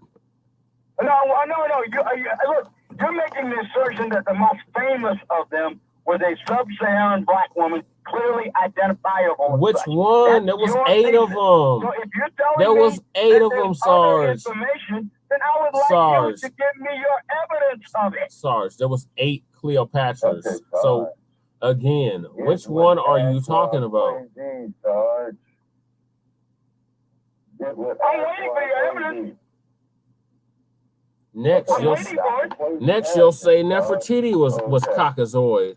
And that bust that lion-ass archaeologist said that he found has been proven to be a fake.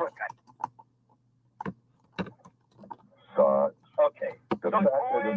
Sarge, in order for you to be quote-unquote Negroid, you have to be from sub-Saharan Africa.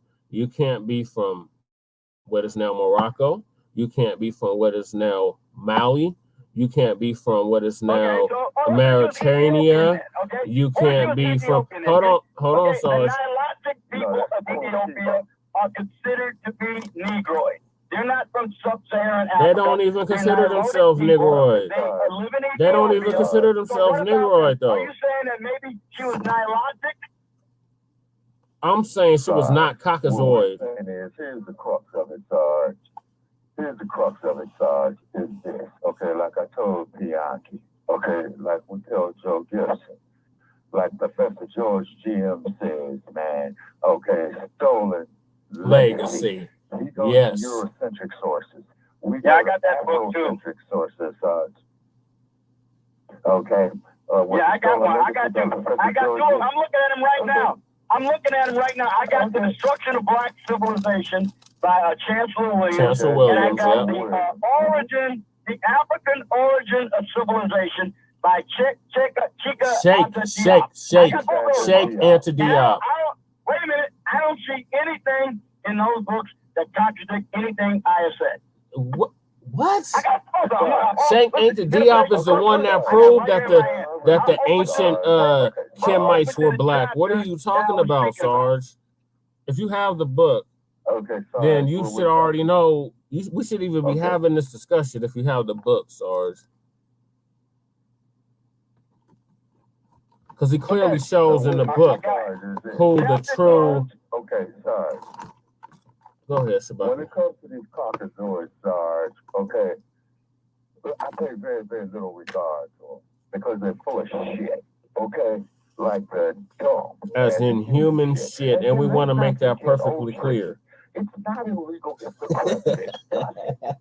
And how Biden, man. And you are a crook, the dump. The one thing, Sarge, about the dump, as in human shit, he states how he honestly feels. Now, there's an old saying from South Central Los Angeles. Never apologize for how you honestly feel. Apologize for how you honestly feel. You see? And Sarge, and I love debating with you, Sarge, I really do. You know, you got something like the Joe Frazier to Ali to me. And I'm not comparing myself to the greatest none whatsoever. You know what I'm saying? But when I listen and hear this asinine, prepackaged bullshit, man, it's an insult to my intelligence. Right. You see, Sarge, and that makes me... Look, all I'm asking is for the evidence of your thesis. We just cited. Oh my God. Okay, Dr. Ben. Dr. Ben Yakinen. History of the Nile Civil. Okay, listen. All the books by Dr. Ben Yakinen. All the books by Dr. John Hendrick Clark. All the books by Sheikh Anta Diop. Glad you brought up Dr. John Henry Clark. Yes. Yeah, and also too, Sarge, check the my alpha by Marimba ID, who was John Henry Clark, student. John Henry Clark was heavy. You know what I'm saying? It's because the quote, Dr. John Henry Clark, and I am not comparing myself to that great man. Right. He says, man, I only debate with my equals. All others I teach. And Sarge, and you are not stupid. You're highly intelligent, Sarge. You keep me on my toes.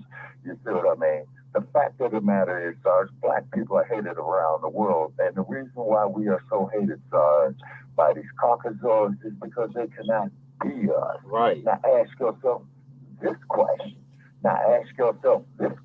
Sarge. Why do all these Caucasoids want to have sex with black people? Ooh. I can't hear you, Sarge. Now that's not hard to figure out. Come on. Look, human nature being what it is. So our history, human beings of different races have found themselves sexually attracted to each other. There's nothing about that whatsoever that's mysterious. Please. Okay, Sarge. I'm only attracted to women of African descent. Well, that's you. There are billions of people. Okay. There are millions of people who are otherwise. Sarge. Okay. Millions. Black and white and Asian. Okay, but Sarge. Hold on, Sarge. Riddle me this. Okay, to quote the words of the former heavyweight champion Muhammad Ali when he was in the Zaire. No, we are not brothers. Brothers don't take their brothers and put them on trees and cut off their private parts and put it in their mouths. What's up with that, Sarge? No, not changing the subject, Sarge. You were just asking a question of why people are sexually attracted. Then you jump immediately to some sort of atrocity. The reason people are sexually attracted to each other is the same reason that you regularly point out, those French troops that went into the Rhineland who attracted all them German women, just like all those Germans who were colonizing Namibia and Matumbo. Tanzania. They were attracted to the African women they found there. This is what human beings do. Matumba. Sarge, I beg to differ with you, my man. You know what I'm saying? I beg to differ with you. Okay, because when you look at that motion, put the Mandingo. You said it yourself. Remember when we did the Mandingo show, Sarge? Okay, but Sarge, Sarge, when we did you talk about all the time about those colonial troops. Wait a minute, you talk about all the time about those French colonial troops went into the Rhineland and was one of Hitler's pet peeves. When French put those colonial troops to guard the Tsar in the Rhineland, and they wound up intermixing with German women, and they produced the Rhineland bastards, and Hitler made a big deal out of that, Mein Kampf and everything else. By the same Sorry, speaking of mixer, colonizers went over I'm to glad the you brought German mixer up. settlements in Cameroon. They missegnated with the African women for the simple reason that human beings are sexually attracted to each other, even when they're from. Does that apply to the Greeks and the Romans? Sarge, does that apply to the Greeks and the Romans? So now we can revisit something you said earlier that I didn't get a chance to respond to. About you said earlier that Bill Cosby could have had any woman he wanted by just getting in his limousine, going on Hollywood Boulevard, and picking up any woman he wanted to stay in the limousine. Okay, wait, so now you're about to tell me that the German colonizers in Cameroon, it was just an expression of rape. They weren't really sexually attracted after women. They just felt like exercising power and raping them. But Bill Cosby, he couldn't have been doing rape for that same purpose. See how inconsistent you are? No, Sarge. Sarge, let me give you a few facts. Okay. Number one, Bill Cosby was fabulously wealthy. Number two, Bill Cosby. Yeah, but some people rape just with a power trip. Yeah, like Caucasoids. Some people rape because it is. That's what Caucasoids do. Like, That's Eurocentric shit, Sarge. Sarge. Who runs the prison, Sarge? Sarge, who runs the prison? Sarge, who runs the prison? Who owns the prison? Sarge, no. Sarge, no. Well, you tell me it's all about sex. Rape is really a sexual expression of lust. Sarge. Okay, Sarge. Okay. That's what you just said. That's what you just said. Sarge. There's no other reason for rape. No, there's reason for rape, Sarge. If you want to create a class of people, if you want to create lancados or mestizos or mulattoes. Just a minute, wait a minute. The reason we're on this conversation, we're talking about what motivates people to be sexually involved with other people in whatever manner that is. No, sir. And now That was not, no, Sarge. Sarge, that was not the topic. Oh my God. Oh my God, Sarge. I mean, what is it with you? What do you actually believe? What is it with Okay, you? Sarge, have you seen pictures of them bras that are falsely accusing Bill Cosby of rape, man? Have you seen photographs of them bras, man? Once again, you're not responding my point. You're not responding my point. You will not consider anything other than Bill Cosby had the money to get any woman that he wanted, so therefore he could not have committed rape because he simply. Sarge, you said it was a miscarriage of justice, right? And you're ignoring possibility. And Sarge, you're ignoring that you said that it was a miscarriage of justice. Dominance and power. You will not apparently even consider that. Whoa, Sarge. Hold it, Sarge. I got you in a contradiction, Sarge. Yep. got you in a contradiction. So when those raping, slave trading pedophiles did that to 13 and 14-year-old black girls on the plantation, that was normalcy, Sarge? I didn't hear you, Sarge. I didn't say that. I said, now you just gave me a classical demonstration of power dominance through sexual domination. Yeah, how about the buck breaking that went on the plantations?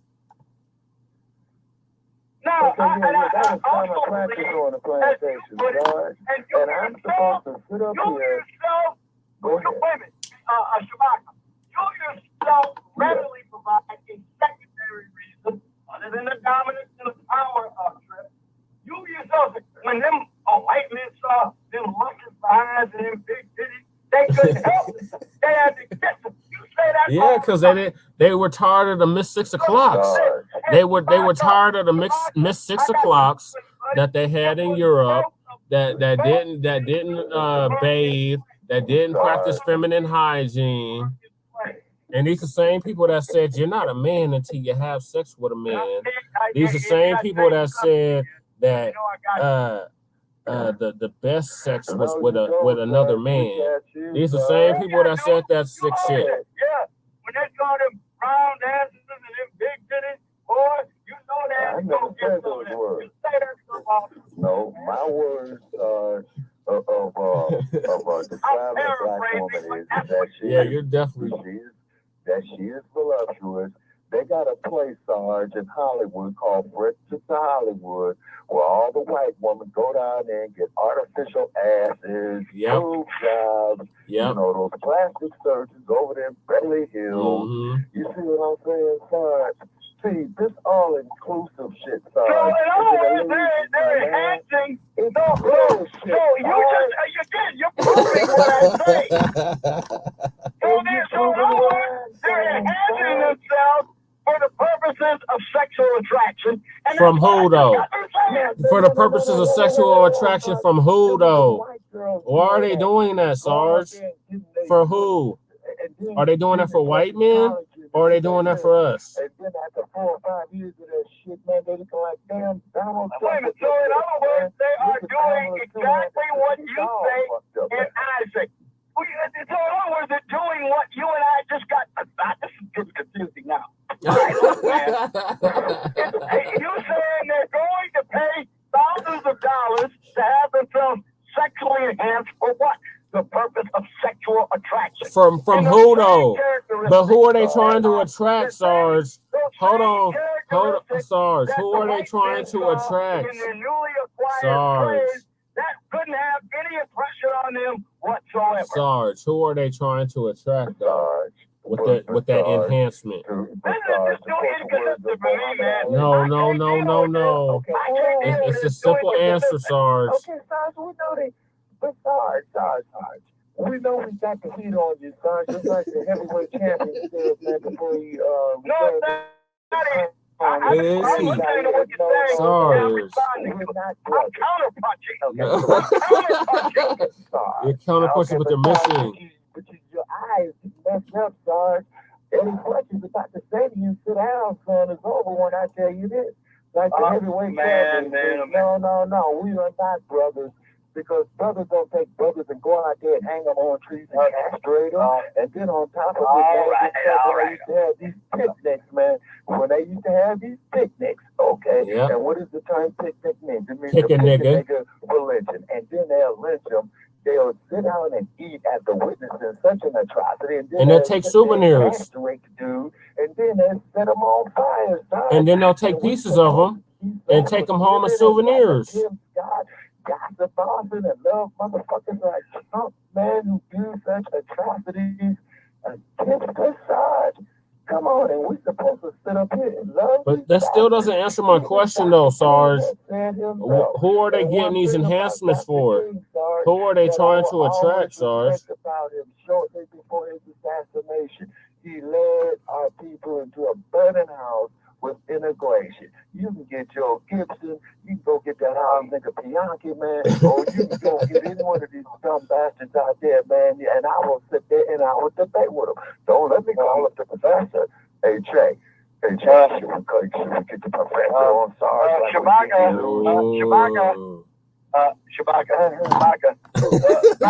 Fact alert. All right, Shabaka. No, hold on. No, before you ask that, no, Sarge. No, I had a question before that, Sarge, and I'm still waiting on the answer. Shabaka, when you told me this word, that the word picnic originated in the manner you just said it did, when you told me this a couple months ago, I went that ain't no myth, man. Wait, let me finish going. I'm gonna get to the point. You know me, I'm very succinct. Let me get to my point. Okay. All right, now look. When you told me this, I said, well, maybe it did. So I decided to look up the etymology of the word picnic. And you know what I discovered? What did you discover? I found its origin is from a French word called pique-nique. And it means that a social event where all the guests contribute to the total food that is made there. That is the origin of the word picnic, not what you said. Sarge, in America, the origin of picnic is pick a nigga. Not France. We're not talking about France. Exactly. We're talking about here in America. It is, because it's convenient for your narrative. No, Sarge. We're talking about here in America. I don't believe it is. And they were raping, slave trading pedophiles as well. Actually, they were one of the most brutal slave owners.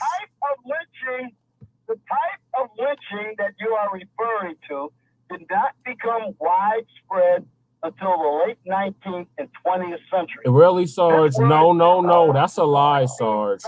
That's a lie, Sarge. They were no, Sarge. That's a lie, Sarge. Sarge, that's a lie. And you know why that's a lie? Because they was lynching their own women in Europe. Hey, wasn't nobody out there letting us look back then? Wasn't no slave masters letting people lynch their property without a proper proceeding which they decided to get rid of the slave. When you talk about the lynching, it was somebody they would bust into jail to get out, or somebody they would accuse of in a town of some crime, or actually committed a crime, and they would kidnap him and then lynch him. He wasn't owned by anybody, and he wasn't anybody's property. Wasn't no slave master going to let a bunch of folks get up there and hang their property up and destroy it. Sarge, have you seen Goodbye, Uncle Tom? Sarge. When we was talking about Mandingo, Sarge. You Slavery remember was over by Mandingo? 1865. On paper, Sarge. On paper. Slavery was over by On 1865. paper. On paper, Sarge. That wasn't a public. Wait a minute. You were talking about the public lynching that could be called a picnickety, where a bunch of people get together and celebrate the murder of a black man. That happened during Reconstruction, Sarge. Yes. Mandingo was a private murder. It wasn't a whole lot Sarge, of they people were around there doing looking that to murder during a chattel drum. slavery too, Sarge. They were lynching people. They were lynching black people during chattel slavery. They were lynching black people during Reconstruction. They were lynching black people during Jim Crow. See, what you're talking about, Sarge, is Jim Crow. We're talking about prior to Jim Crow. They were lynching black people. Yeah, they didn't do that kind of thing back then. There's documented cases of them doing it, though. How can you say they didn't do that kind of thing back then? And there's literally documented cases of them lynching black people. That's Jim Crow. That was another example of a lynching. That's Jim Crow, though. But you know how many people were involved in that situation? There were 2 black people and 3 white men. So 5 people involved in that murder. No, Sarge. There was 2 black men. Hold on, Sarge. No. There was 2 black men involved. There was 2 white men involved, and there was that raggedy bitch, Carolyn Dunham. That's 5 people. That's 5 people, Sarge. Oh, she wasn't there when he murdered, killed. Sarge, she's the one that said he whistled at her. She went and told her husband and her brother that he had made sexual advances at her, and she felt uncomfortable, and they need to do something about it. So they went ahead and rounded him up, tied him to the goddamn propeller of the damn boat, and throw him in the water and watch him drown.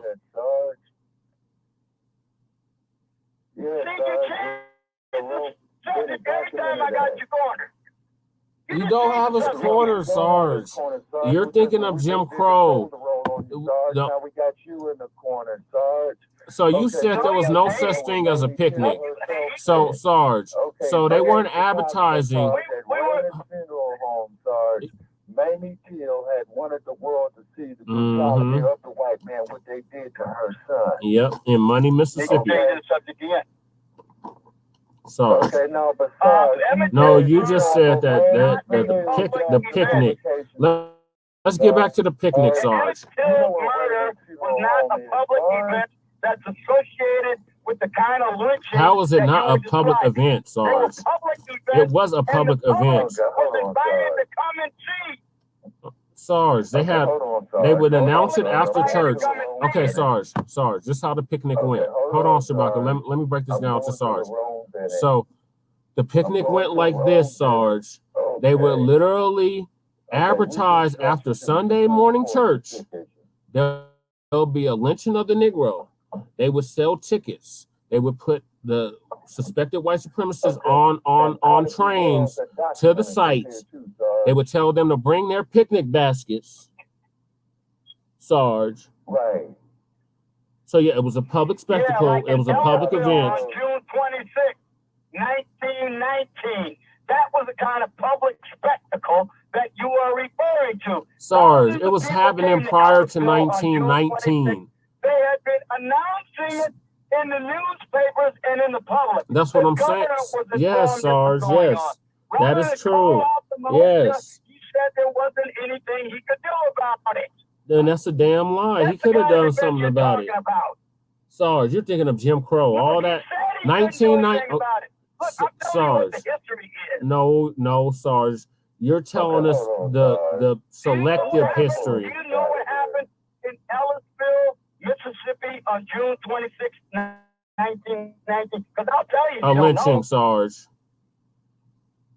Okay, here's what happened. 10,000 white people gathered in a field just outside Ellisville. A young man named John Hartfield was hoisted up to the branch of a big-ass gum tree. He had vendors who sold flags, trinkets, and souvenir photographs. Local politicians delivered speeches. There was a crowd who came there to look at Hartfield get lynched. Mm-hmm. And it was well publicized before the lynching. Yes. It was widely announced to the community. That's what I just said, Sarge. We're literally saying the same thing, Sarge. Asked to intervene before the lynching. On the day of the killing, he made a public statement that he was utterly powerless to prevent it. How is he utterly powerless to prevent it? That is the kind of thing you're referring to, and I am referring to, not the private affair when Drum got killed or when Emmett Till was killed. Sarge, they were private. the point they we're didn't want making. people to see them getting No, killed. no, no, The no, kind no. of public You're trying to lynching, restrict it they to Jim want Crow. everybody to Sarge. see it. Sarge, you're trying to restrict it to Jim Crow. It wasn't just during the Jim Crow era that lynchings were going on. Okay, I was talking about this. I'm trying to focus on the word picnic. And you guys have a bogus meaning. It's not bogus. There's nothing bogus about it, Sarge. In the 19th and 20th century. Sarge. No. It's a French word that goes back to the 17th century. Okay, but Sarge, fuck the French, is because those were raping, slave trading, cut up. Sarge, so there wasn't lynching black people in New Orleans, Sarge. Oh, God, it's so hard to get you sick on a topic. Sarge, it's so hard for you to answer a question. I'm still waiting on the answer to the question I asked you earlier. Ask me the question. Sarge, so there was no lynchings going on in French-controlled Louisiana, New Orleans prior to 1919. Yes or no? Right. Wait, what was the question again? Out of Chicago in 1919. I didn't hear the question. Give me that question again. What's the question? Okay, so you keep bringing up the French, Sarge. You keep saying that the etymology of picnic comes from the French. So the French had controlled New Orleans, correct, Sarge? Yeah. Yes, Napoleon Bonaparte sold it in the Louisiana Purchase. Yeah. So prior to 1919, there was no lynchings in the South, specifically in Louisiana and New Orleans. Yes or no? There was certainly lynchings because the word lynch came from an event that happened about that time. And it was a white man. Okay, now what about Ida B. Wells, who used to record the lynching, Sarge? Ida B. Wells used to write a publication. He was an honorary Caucasian. No, he was an honorary Caucasian. Okay. No. He was not no Anglo-Saxon. They didn't lynch no Anglo-Saxon. He was Italian at best. Right. They did not. No. Lynchings were common back then. Oh, now they were common. Now they were common. Sarge. Yeah, lynchings were common practice. Okay, Sarge, we don't worry about boss. See, like Malcolm said, the day of boss. But you just said that prior to 1919, there was no lynchings. Damn about boss, Sarge. No, Sarge, there's a black man. Okay, as a black man. Okay, you said you've never been to Los Angeles, and I doubt it seriously, man, if you ever read the book Chief by that social and psychopath by the name of Daryl Gates. May he rest in peace. Right. Okay. William Major Parker, Sarge, okay, used to recruit his LAPD officers, man, from the South. Okay. Yep. Also, too, Sarge, I don't know if you ever been through Tulsa, Oklahoma. I've been through Tulsa, Oklahoma recently within the last 3 months, man, and I went to the Black Wall Street, Sarge, and you can still feel the vibe of the hatred there, Sarge. They hated us, Sarge, because they cannot be us. You see what I'm saying? Yep. And this is why I feel very, very sorry for Bianchi, okay, because Bianchi hates himself, Sarge. I don't think you're a man that hates yourself, Sarge. You're a pretty well-read dude, okay?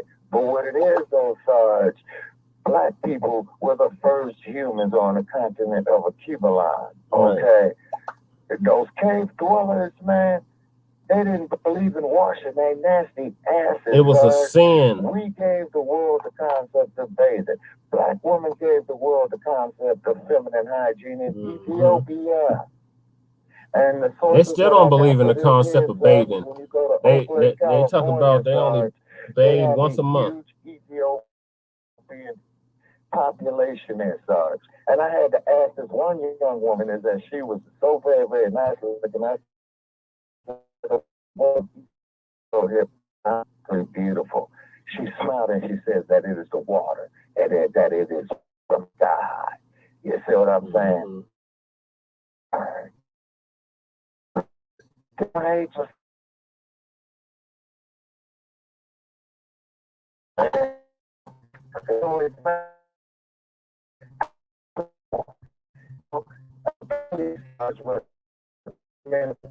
was going to I never used the sunscreen before. And when they did a TikTok video, I think from South Africa, right? You know, with a bunch of man said, "Hey, white folks, you know, we got sunshine down here. You know, and pour down and all that." And then,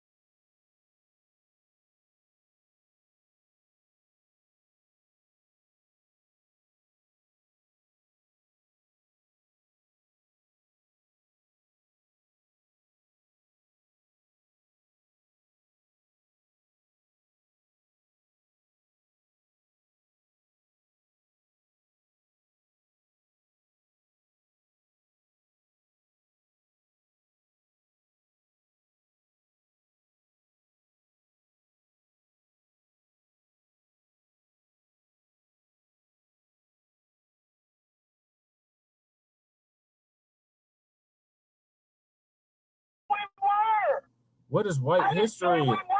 Sarge, what is white history? Well, history is enormous. No, I asked you, what is white history? To the course of No, I didn't ask you what is history. We are here arguing about slavery because Europeans brought black people to the United States. That is part of history. It was enormously influential for the course of human history. You cannot exclude Sarge, what is European history? What is white history? It was sadistic. See, Okay. you changed the subject on me. No, I did not change the subject on you. I asked you. It was influential.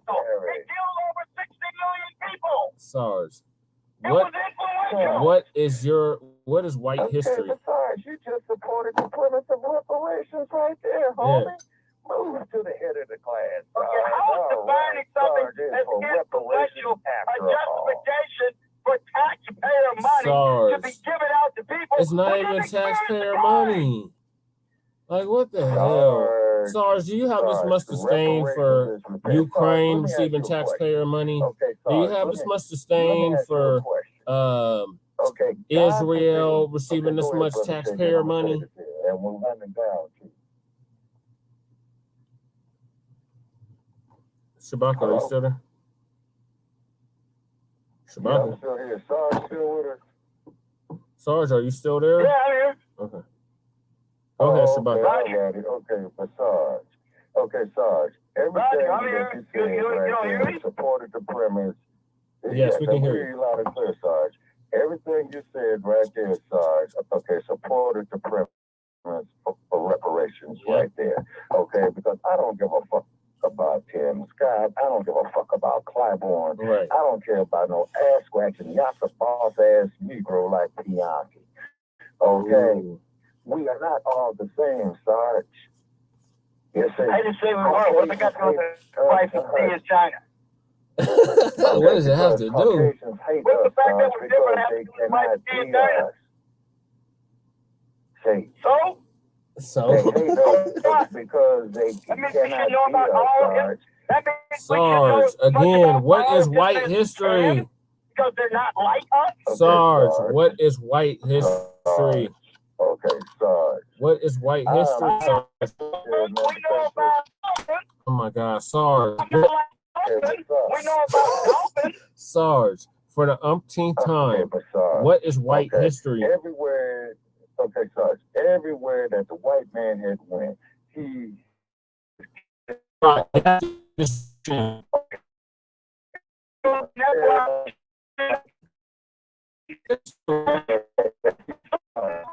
We need to go about that.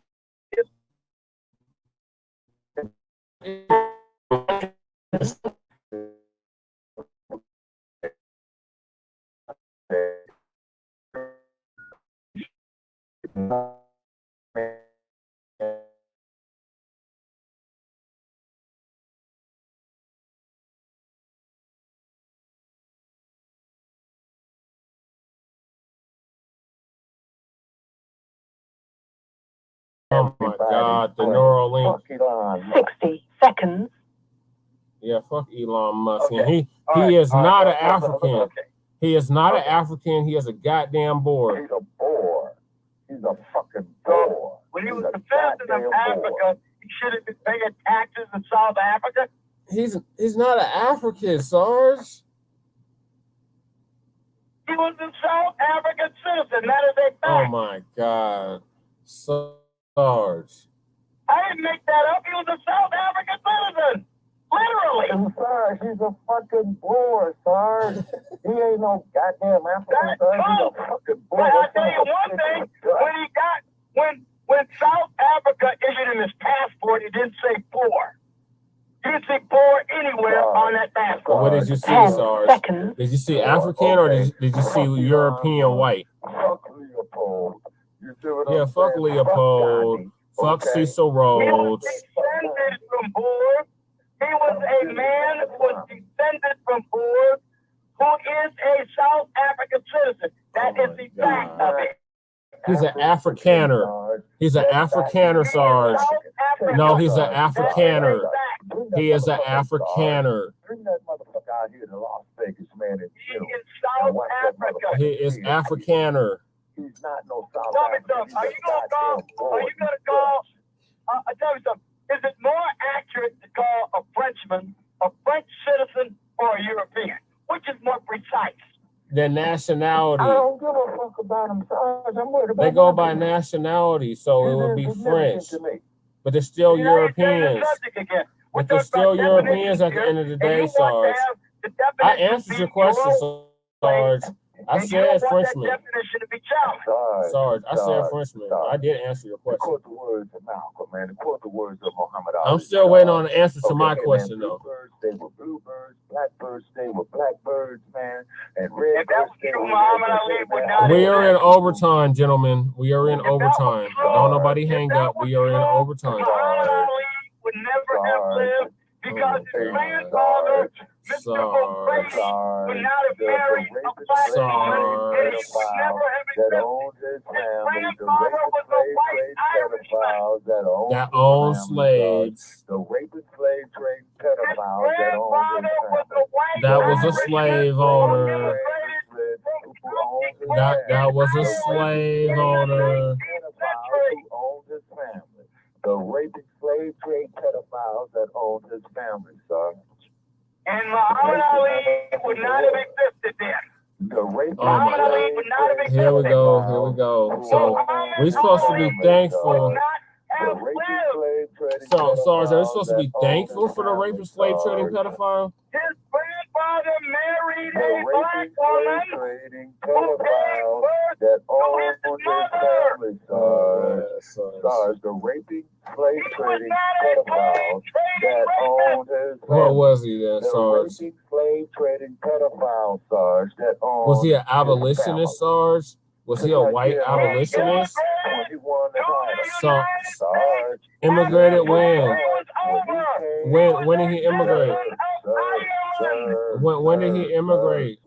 And speaking of Ireland, what happened to the Twa? What happened to the Twa, Sarge? Sarge, what happened to the Twa? Sarge, who are the snakes that St. Patrick had ran out of Ireland? What happened to the Twa, Sarge? Oh my God, I can't believe it. Now you quote me Muhammad Ali. You quote me Muhammad Ali. Muhammad Ali is telling if bluebirds stay with bluebirds, that's what he said. Owls, did he not say that? No, Sarge, would never have lived. He would never have lived. That's not true. Sarge. He would never have lived. Oh my God. Sarge, that's not true, Sarge. Why do you hate I wish you yourself, respond man? to what I just said. I wish he would respond to what I just He said. would never have lived. Sarge, quit hating You would yourself. never know who he was because he would never have existed. Sarge, it's okay to be black and proud. Quit hating yourself, man. Changing the subject Quit again. hating yourself. My point is that if Muhammad, if the people who were Muhammad Ali's ancestors had lived by that admonition, then Muhammad Ali would never have existed. Oh, That's not true, Sarge. That is Oh, not for God's sake! You're not take us somewhere in your direction, fucking line. How the hell can you live? Sarge, that there is a contamination, Now Sarge. you're denying science itself. No, Now you're just denying science itself. no, It's Sarge. unbelievable. Okay, riddle me this here, Sarge. Nah, I'm gonna put this here back on you. Okay, you know what a hummingbird is? As I used to say that he was a little. Yeah, I know what a hummingbird is. Yeah. Okay, hold it, Sarge. Fastest bird. Hold it, Sarge. Scientifically, that Why is it motherfucker fastest? can't fly, but yet he does. Because his wings move so fast. His wings move so fast. No, not a bumblebee, Sarge.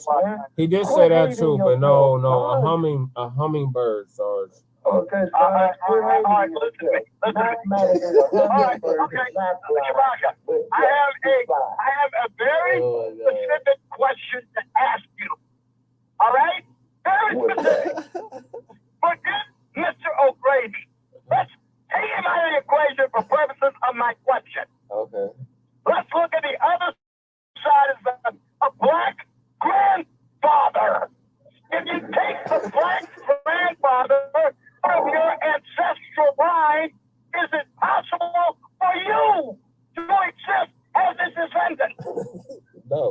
You will exist, but you wouldn't be a descendant of him. Answer the question, please. Will you please answer the question? I just did, Sarge. To have our blood. See, he won't answer. He will know the answer because he knows the answer. I answered the question, Sarge. Sarge, that's what I'm telling you about the hummingbird, Sarge. That's what I'm telling you about the hummingbird. I mean, now you're making up myths. Oh my Now God. you're making up myths. Okay, no, I'm telling you, Sarge, this is what businesses say. This is what businesses say, Sarge. Okay. I don't know what you know of genealogy or ancestry. Oh What my you want to say? God. Zoology. Impossible. Zoology, Sarge. The zoology. Sarge, relax, Sarge. Sit back, breathe, Sarge. Go pet the dog. Calm down, man. We don't want you to blow a gasket, brother. Come on now. See, Sarge, we don't hate you. We love you, Sarge. But however, though, Sarge, you have your viewpoints. You know, you're a little bit older than me, Sarge. You know what I'm saying? And what Yeah, happened. that's why I know about genealogy and ancestry. Oh my God. That's why I know what the rules are. You cannot eliminate anyone in your direct ancestral line and then continue to exist. It is impossible. Sarge. Anyone, no matter how they got there. This rape and slave trade, okay, Sarge. With this Changing the subject. Okay. These incestuous bastards, okay? See, they were in the incest, man. You know what I'm saying? Particularly the fucking Europeans, man. Besides, like I said about the hummingbird, Sarge. That's why I'm telling you, I love myself. I love every DNA chromosome in my body. I adore it. I don't hate myself of one iota. I love myself. When I look in the mirror and I see myself, when I look in the mirror and see myself, do you see a black man? I look at my face. You see a black man, right? And you know what? When you look at your face, Sarge, what do you see? Sarge, answer the question. From Cameroon, Sarge. from Congo, from the Sudan, from Nigeria and Ghana, from Ireland, from Saxony, from Denmark, and from Wales. Every one of them made me who I am. Sarge. And I don't hate myself one little bit. Sarge, so when you look in the mirror, do you see color? Sitting up there, you put more You guys have a problem with some hatred. No, Sarge. No. No, we don't. Acknowledging the wrong that was done to our people is not self-hatred, Sarge. Look, I am not ashamed of 1 inch of my body. I had nothing to do with it. I inherited it from all So, those people. Sarge, when you look in the mirror, what do you see, Sarge? I'm not ashamed of any of it. Anything they did wrong is on them. It's not on me. Sarge. I did nothing wrong by being conceived. Sarge, when you look in the mirror, what do you see, Sarge? Okay, Sarge. Wait, do you disagree with anything I just got through saying? Sarge. Okay. Do you disagree with anything I just got through saying? As a hummingbird, Sarge. Sarge. That's all I got to say. Look at the hummingbird. So you don't have a response to any of my questions. Oh my God, Sarge. Sarge. I'm elusive as a hummingbird. Again, I am not ashamed of anything that made me Trent, who are I you am. still here? I had nothing to do with it. I inherited it. Okay. Sarge, he's a I trip, didn't have huh? a choice Okay, about it. Sarge. Okay, hold on, Sarge. Let me ask you a question. Did you ever wear a conch, Sarge? Like James Brown Never. said. Did you Not ever once. Not for a microsecond in my life. So you had a fro? Not a second. So you had a fro, Sarge? Okay, so Sarge. Yeah. I just combed my hair. So you didn't put no processor in your hair? Man, you a dad, man. You didn't put no processor in your hair, Sarge? I combed my hair. That was it. I cut it and I combed it. No, Okay, never. Sarge. Not for a Okay, hold on, microsecond. Sarge. Ever. Okay. Now, you mean to tell me, Sarge, down here in the great state of Georgia? Down in Atlanta. Okay. Georgia. I grew up in Chicago. To a process. I grew up in Chicago. Okay, in the great state of Illinois, They had even more of them up there in Chicago. in the fugitive slave state of Everybody was wearing a Illinois. process in Chicago. Everybody was wearing a process in Chicago when I was growing up. Except I you. didn't. Okay. Well, hold on, Sarge. If you didn't, that's good, like Malcolm said. And I was at this speech, Sarge, and I was only 2 years old.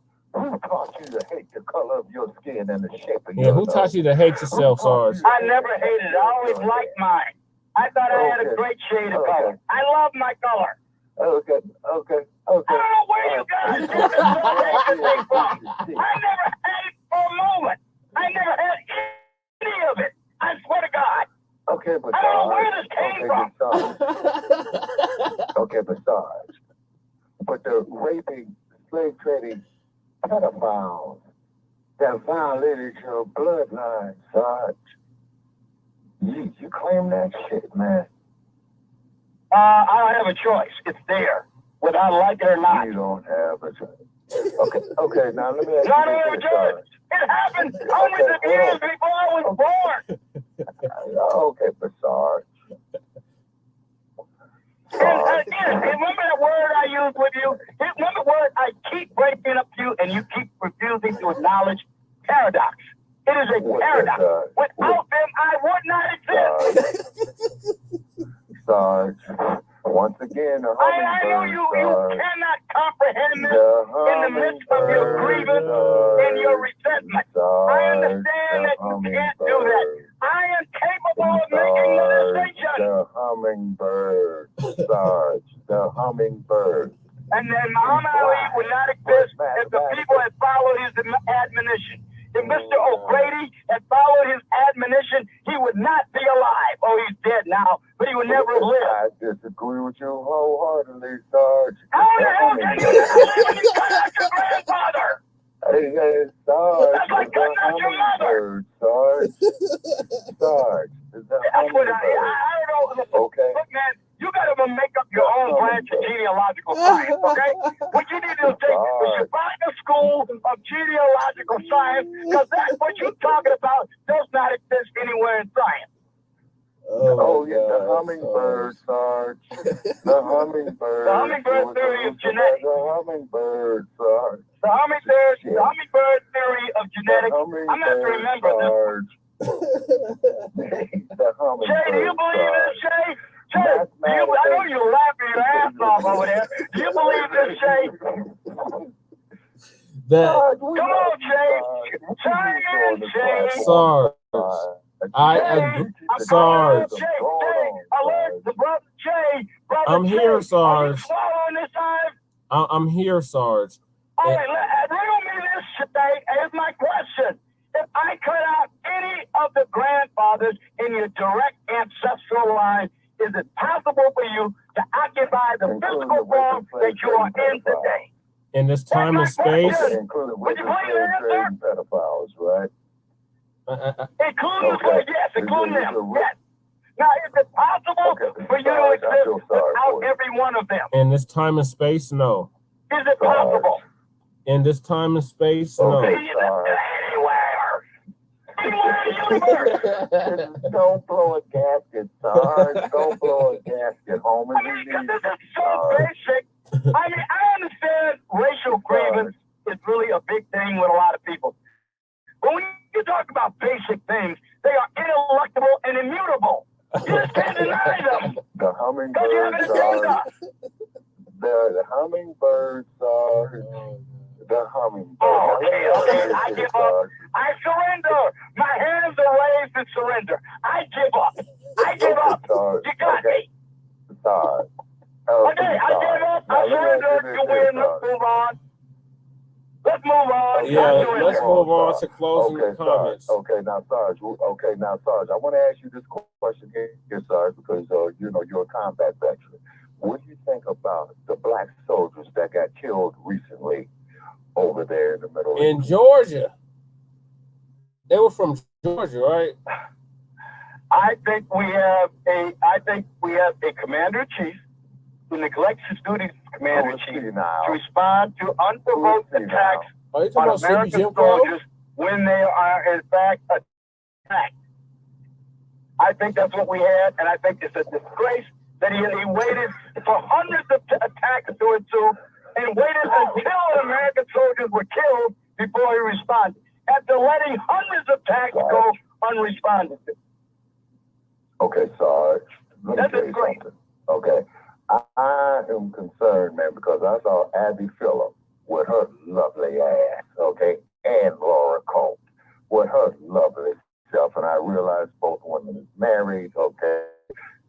women to their husbands.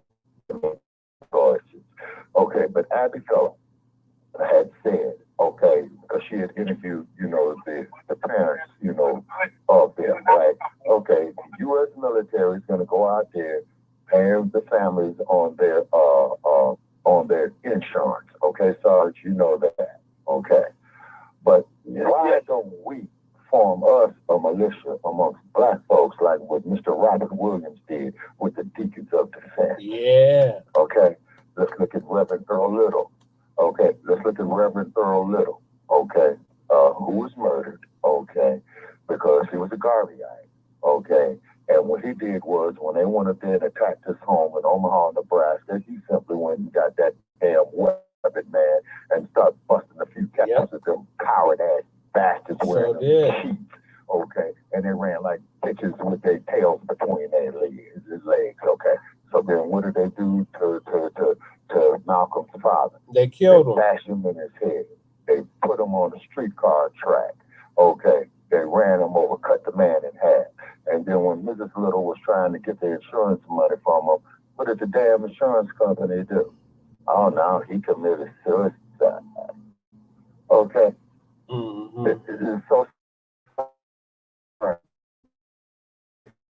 love, man, they hate us simply because they cannot be us. Mm-hmm. And it is nothing to be ashamed of to call yourself a black man. Okay, and when I look at this orange dude, man, you know what I'm saying? He's nuts. He's nuts. He's a damn racist, and he's nuts. Yes. Okay, I tell you, I do not hate anything about myself. That is my. You want my aspect of me that I return for reason. I will not. I am not responsible for anything. People contribute to the team to make me me. It is just a fact whether I like it or not. All right, hey, by the way, wait, hold on a minute. Hold on, I got one more thing to say. But wait a minute, I got one more thing to say before we go up the air. You might want to see this. You might want to see this, okay? I'm going to put in the chat room. I hope it's still up. I don't know if it is or not. I just put a link in the chat room to a video. You see that link in the video room? Yep, I see. Okay, brother, check. Okay. Okay, now wait, hold on a minute. Now, at 33 seconds of the video, you will see a tank commander in Vietnam War, tanks, genuine. Let me finish that. Tank commander said, I come on at 33 seconds of the video, and he said, guess what? You come on at 30 seconds of the video in your tank, giving the peace sign to the cameraman as you roll down the highway on a camera in there so you can see it. 33 seconds, and I come on at 30 seconds. It's a YouTube video. 33 seconds.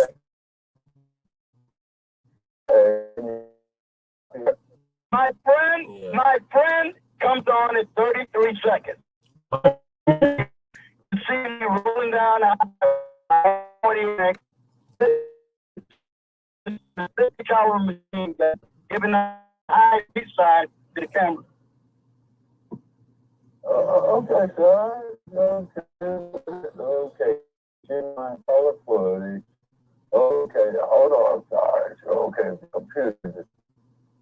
30 and I come on at 37 seconds. Okay, hold on, sorry. Okay, hold on. Now they got some fucking advertisement on here with this bullshit. Okay, hold on. Well, that's you fucking ad. Okay, Sarge, you said 30. Okay, you said you had 33 seconds, Sarge. I see the My buddy is on at 33 seconds. He sent me the video. He sent me the 33 seconds. See, the guy sent me the video. I'm on at 37 seconds. That's why I started. Come on. Okay. I'm at 20 seconds now, Sarge. Okay. All righty. 20. Brendan's putting on his helmet. Okay. 30 seconds. Okay. We gotta make our closing statements, gentlemen, before they pull the plug. Where you at, Sarge? 30 seconds. Be with the big sign. Big sign.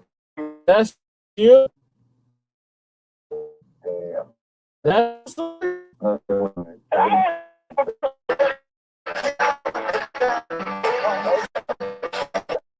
oh shit, that is. Let me show the people on the stream. I'm at 29 seconds. 30. 33. Okay. 20, see Sarge? That's my buddy right That's there. him throwing the peace sign. Okay, I see you there in the tank giving a peace sign. Okay, Sarge. Okay, Sarge. Okay. Great. Beautiful. With Sarge. Back to the hummingbird. Okay. But the fact of the matter is, Sarge, okay, we don't need these damn white folks, man. They need us. Right. Okay. And now, if family Willis want to go out here and screw these dudes, man, in the courts of the law, they don't take business. Okay. That's a domestic situation. You know Yeah, that ain't none of our business. But when you know That's like salt and pepper. That ain't none of our business. who's a damn rapist, you say, Man, I'm gonna keep stressing this. I don't hate anything about myself. I don't hate my white part. I don't hate my black part. I had nothing to do with it. Either one of them. I am not proud of either one of them. I had nothing to do with them. I am grateful that they made me what I am. It has nothing to do with pride or anything else. A foundational Black American. Sarge, the hummingbird. Okay, Sarge. I'm an American citizen. I ain't no African. You're a foundational Black American. I ain't a European either.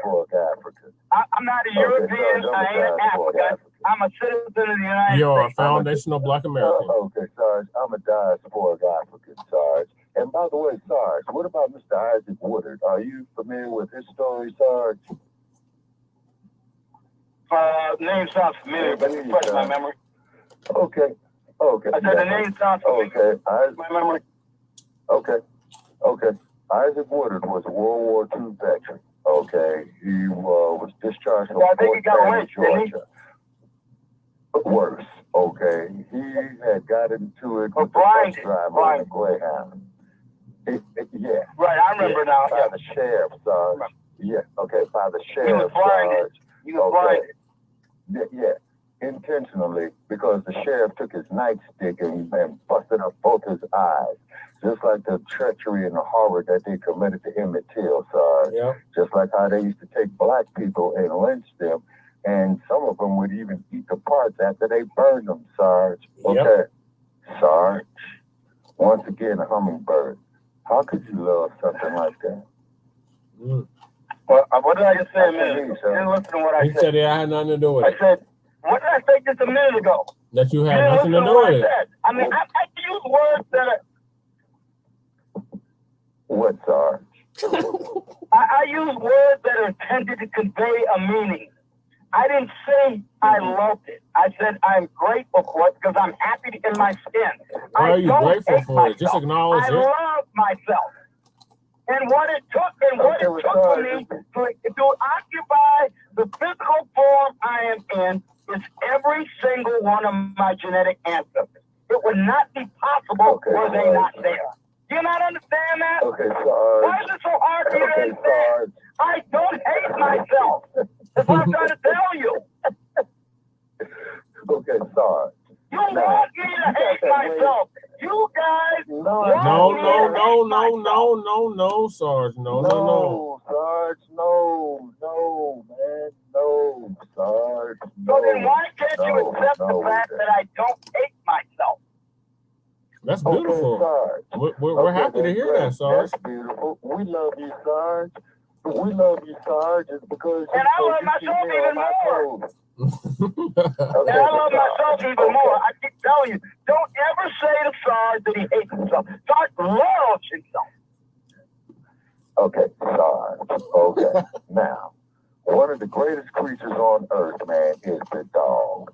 The beauty of a dog is I agree. Wholeheartedly. You got high-powered ears. Man's best friend. You got high-powered ears, and the dog will in loyalty, and affection, and companionship. All that. And they're useful too. Yeah, all that. Okay, but also too. They're the greatest animals on God's green earth, I think. Okay. And you also got to love the panther too, Sarge. It's because the panther is a defensive fighter. And when it is cornered, it would annihilate its enemy. Absolutely, completely, and unconditionally. Well, those are the words of Dr. Huey Percy Newton. And of course, Dr. Newton had some personal issues, but that still does not take away his contribution to our history. Dr. Martin Luther King, also too, to the King family. You do have our condolences here from Shabaka experience. Yeah, R.I.P. Dexter King. The passing of Dexter King. Yes. And then also too, Sarge, as the heavyweight champion here said, hey man, bluebirds stay with bluebirds, redbirds stay with redbirds, blackbirds stay with blackbirds. I love my people. And all our hate mail, please come in with your hate mail. We're sorry we don't see you there, Joe Gibson.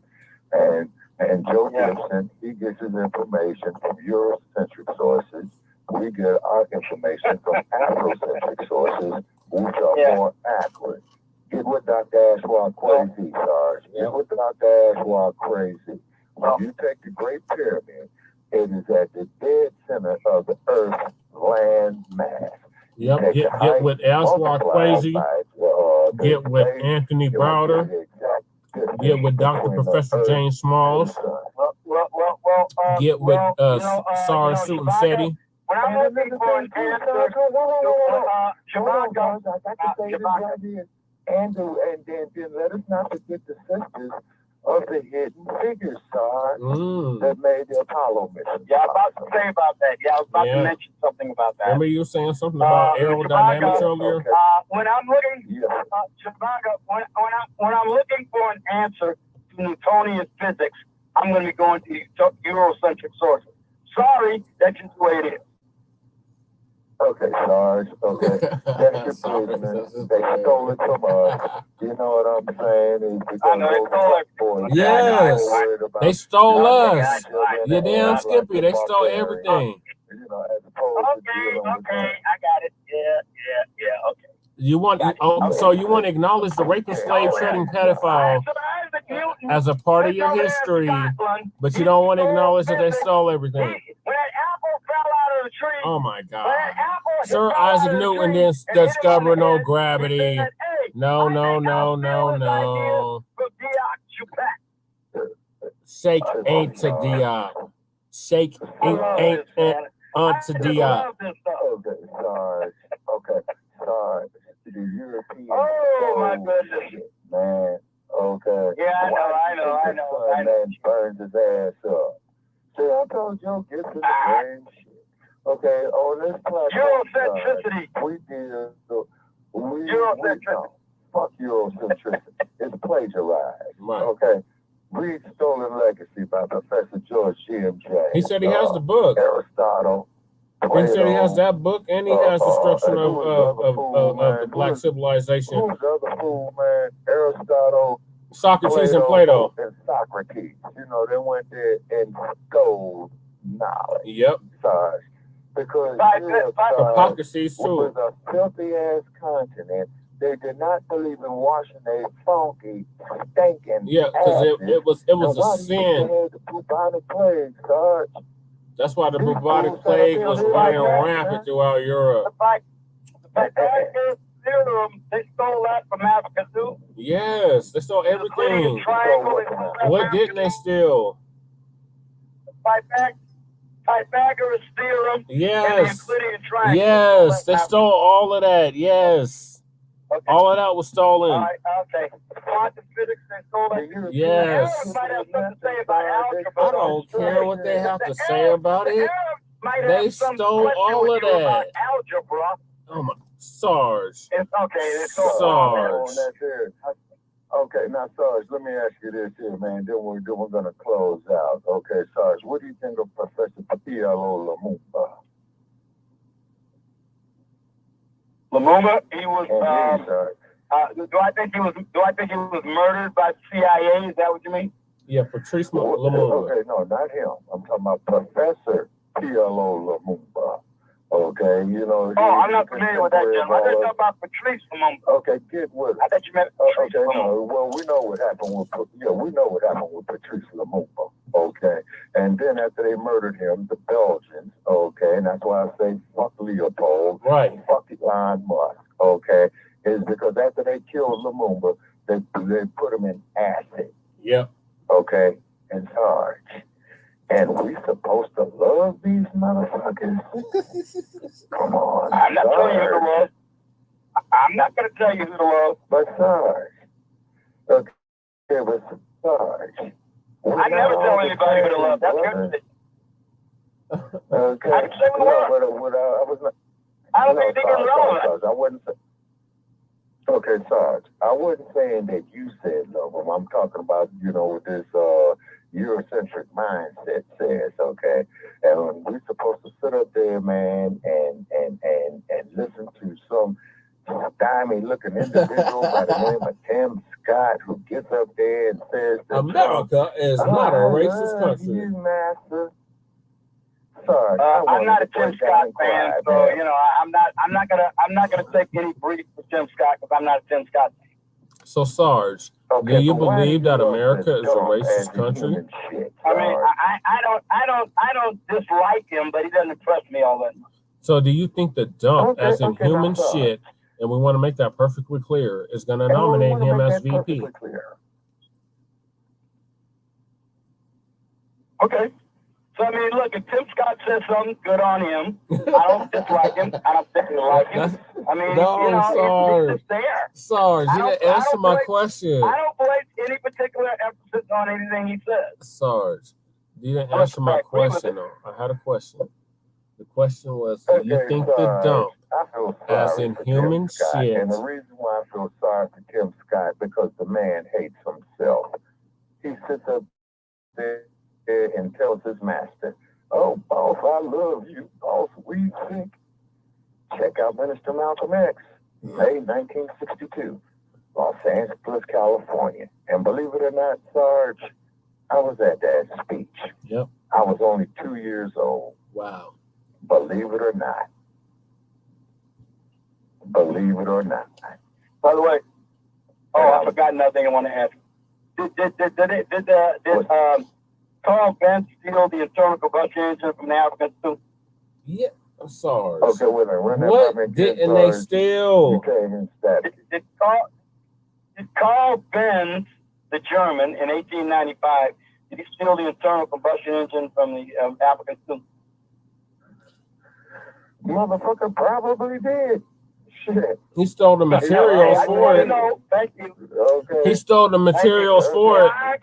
He stole the materials for it, Sarge. Okay. I don't want to know. That's all. Okay, wait a minute. Iron? They said he stole the materials. They stole iron from the Africans too? Yes, Sarge. Just like they did the tungsten. Too many Africans. Hold on. No. Hold on, Sarge. Just like they stole the tungsten, just like they stole the uranium, just like they stole the gold, just like they stole the platinum, just like they stole all the precious metals, the coltan, the cobalt, the cobalt, Sarge. Okay. So wait a minute. I want to be very specific as to what they stole. I mean, they stole everything. That's what you said. They stole everything from Africa. Everything. Yes, everything. So the germ theory of disease is from Africa too. Yes. So the microscope that why do you think it's Chinese over there, Sarge? Why do you think the Chinese over there? Yes, Sarge. When they stole the microscope from Africa too. Yep. Sarge. Okay, here's the significant inventions. Sarge, everything that we're using today is significant inventions. We're stolen. And I forgot his name. Yeah, I got that book, by the way.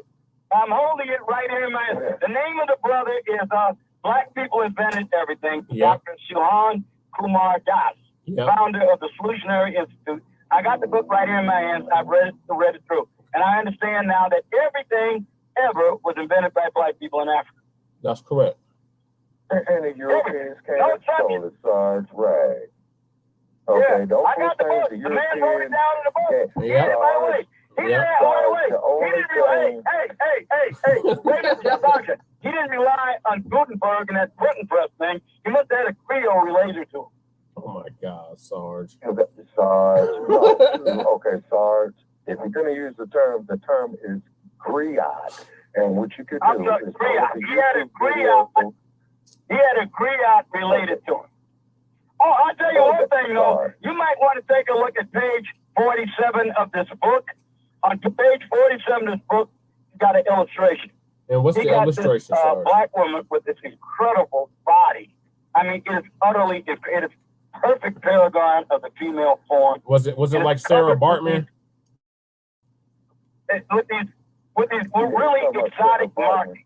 Does she look like Sarah Bartman? No, I'm not. No, it is not. No, it is not her. It is a photograph of a contemporary woman. Yes, obviously it is. But she has some sort of kaleidoscopic markings in her body in various beautiful colors. It's one of the most arresting pictures I've ever seen. So if you ever get the book, look at page 47, and this incredible woman covered in these markings that are just arrestingly haunting. Okay, Sarge. Okay, Sarge. Now let me ask you this. Okay, now what do you feel about Sarah Bartman? I mean, you'd love this picture. If you love women, you'd love this picture. Yeah, that's why I brought up Sarah Bartman. I'm not one who shoves ketchup up his ass, Sarge. I'm not that kind of guy. I'm sure you're not. I'm sure you're not to confuse. Okay, not to confuse, I'm sure you're not. motherfucker. You know what I'm saying? Okay. Not these confused fuck boys, okay? And then, two, Sarge, okay, we're going to go with the closing comments. We would like to have a complete episode. Also, too, Sarge, the dude who wanted to be the moderator between you and I on the debate, Sarge, you know what I'm saying? They got to pay us, you know what I mean? And I'm not talking about no chump change either. You see what I mean? Okay, but always remember, Sarge, he was elusive as the hummingbird. That's my closing comment. The hummingbird, Sarge. Okay. The hummingbird. Your closing comments. Whatever. Go to Sarge. No, I'm gonna close it out. Go ahead, Sarge. I mean, I like I said, you're the guy who thinks you can take your grandfather out of your social line and you can still exist. That's okay with me if you want to believe that. I have nothing to say. Other than the fact that I'm observing that you do. The hummingbird. Okay. The hummingbird, Sarge. Okay, go ahead, Sarge. What is your closing? He doesn't fly, Sarge. Okay, I got it. All right, ladies and gentlemen, this was Shabaka's Black Experience Enhanced, ladies and gentlemen. Shabaka, and, Brother Che. you gotta give Sarge and me the close. You gotta give us an opportunity to close out. We appreciate Sarge and Sarge, and if they want you and I to debate, Sarge, they're gonna have to pay us, Sarge. And I'm not talking about. Well, you can go ahead and negotiate our price there, Shabaka. I'll leave the negotiations to you. You're my agent.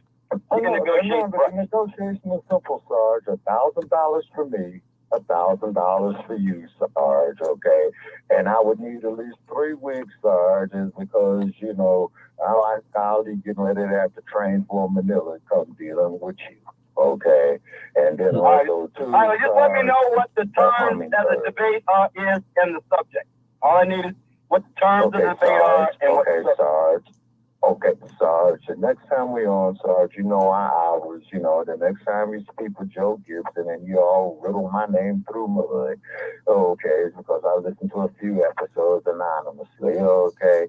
We don't hate Joe, you know what I'm just saying is. He's just a chatter anchor, baby. Professor, Professor, the black man who reads aloud. Oh man, you ought to pull that episode up. And if you ever come across the Black Caucus is the Black Caucus is a congressional Black Caucus obsolete. To listen to the playback because the professor owned his ass. So therefore, Shabaka. Shelton Hall, we definitely appreciate you on our last episode, sir. You dropping the knowledge that you did. Shelton Hall. Okay, and sir, and you really held your ground, and we appreciate you there, Professor. And you're welcome to come back at any time, guest host, or you can host Professor, and we really appreciate you. Sarge, the only thing I can say with you, Sarge, is I like debating with you, Sarge, because you keep me on my toes. Okay. You know what I'm saying? And what have you. Shabaka, let Sarge give his closing. And to the spirit of Muhammad Ali, he was the greatest heavyweight boxing champion of all times. And as you know, Sarge, definitely check out Champion's Brew Coffee, Sarge, okay? Check out Champion Brew's Coffee, because that is a friend of mine, okay? I'm not going to say his name, but you were acquainted with him one time, Sarge, and what have you, you know? All right, so Black Power always. Black Power. You know what I'm saying? And the air date of this. And I'd like to thank you. I'd like to thank you very much for acquainting me with the hummingbird theory of genetics. I shall now endeavor to learn all I can about this fascinating topic. Thank you very much. All right, Sarge. It's always a pleasure, Sarge. And the air date of this was February 2nd. The air date of this Grand Rising with Shabaka and the Shays. Oh, about how long ago was that show on Joe Gibson's show? Because I'm looking at his archive programs, and I want to see if I can catch it. How long ago was it? A couple days ago. Let's see. I think it was the show was it last yesterday when I called in. Okay, yeah. Was it last Tuesday? Last show, Sarge. I believe so. Well, that was last Wednesday. Yeah, I think it was last Wednesday. Yeah, Sarge. You know what I'm saying? It's because, you know, he had a gentleman there. I forgot the gentleman's name who wanted to be the moderator. And I had simply called Joe up and, you know, and I told him, Sarge, that they got to pay you and I for us to have this debate because this is going to be some work. And slavery is over with, and I don't work for free. Okay, you know what I'm saying? It's because we, you know, me, Brother Che, Lady Che, contributors, you know, man, we go through a lot, man, you know, of keeping this platform up, you know what I mean? So, Sarge, they have to pay us, okay? So we're going to need an outline, introduction, body, and conclusion, and then decide, man, of how long we could talk and all of that. But like I told Joe, they got to pay us, okay? And then we didn't get too much hate mail in our chat room. Okay. We love our haters. We really do. We really do. We love our haters. It's because that's how we know that we are right. Okay, Shabaka, can you hear me? I'm going to bid you a good one, man, and go get me a cup of coffee. You know what I'm saying? And definitely check out the Champion's Brew. And also, too, Brother Che, please take us out with a Sasha Tour. Okay. Tupac. The Future. We all know who she is. Yeah. The Future. Yes. And the air date? Okay, what was the air date of this? And so long. What's the air date? From Sin City, Nevada, the place to be a highly overpriced Super Bowl that is coming up. Okay. Later for Taylor Swift. Yeah, fuck Taylor Swift. Bullshit. And fuck the quiz. Sitting here in the comfort of my living room, watching the Super Bowl. Okay, I cannot pick a winner. Okay, nothing against. I told you to go with the Niners. And then also too, I want to put it out there to the NFL is that them fucking tickets is too damn high. How the hell you gonna charge $1,100 for nosebleed seats? Shit, I much rather. They charging $8 million for a commercial. Right here, they might put a damn blackout on us. Yeah, I wouldn't be surprised. But thank y'all for tuning in to Grand Rising with Shabaka and the Chase. The air date of this program was February 2nd, 2024. And we're going to go out with Tupac's auntie. Y'all already know her name. With the Future. Peace, love, light, reparations, and separations. And make sure y'all check us out tomorrow for Frontline Black News on YouTube and Facebook. Yes, sir. Season 3, episode 44. 44. Part 1. So we'll see y'all then on StreamYard, on YouTube and Facebook. Peace and Black Power. Yes, sir. Always. Always.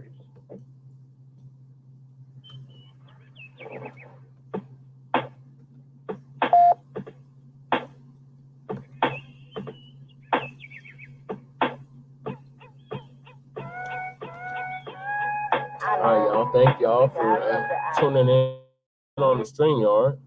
Make sure y'all like and subscribe to Frontline Black News on YouTube and Facebook. The Revolutionary Agenda on YouTube and Facebook. And Shabaka's Black Experience Enhanced on Facebook and Twitter, now X. So peace, love, light, reparations, and separations, and Black empowerment. We will see y'all tomorrow for our regularly scheduled Frontline Black News at 9 a.m. Pacific time, or 9 p.m., excuse me, 9 p.m. Pacific time, 10 p.m. Mountain time, 11 p.m. Central time, and 12 a.m. in the East.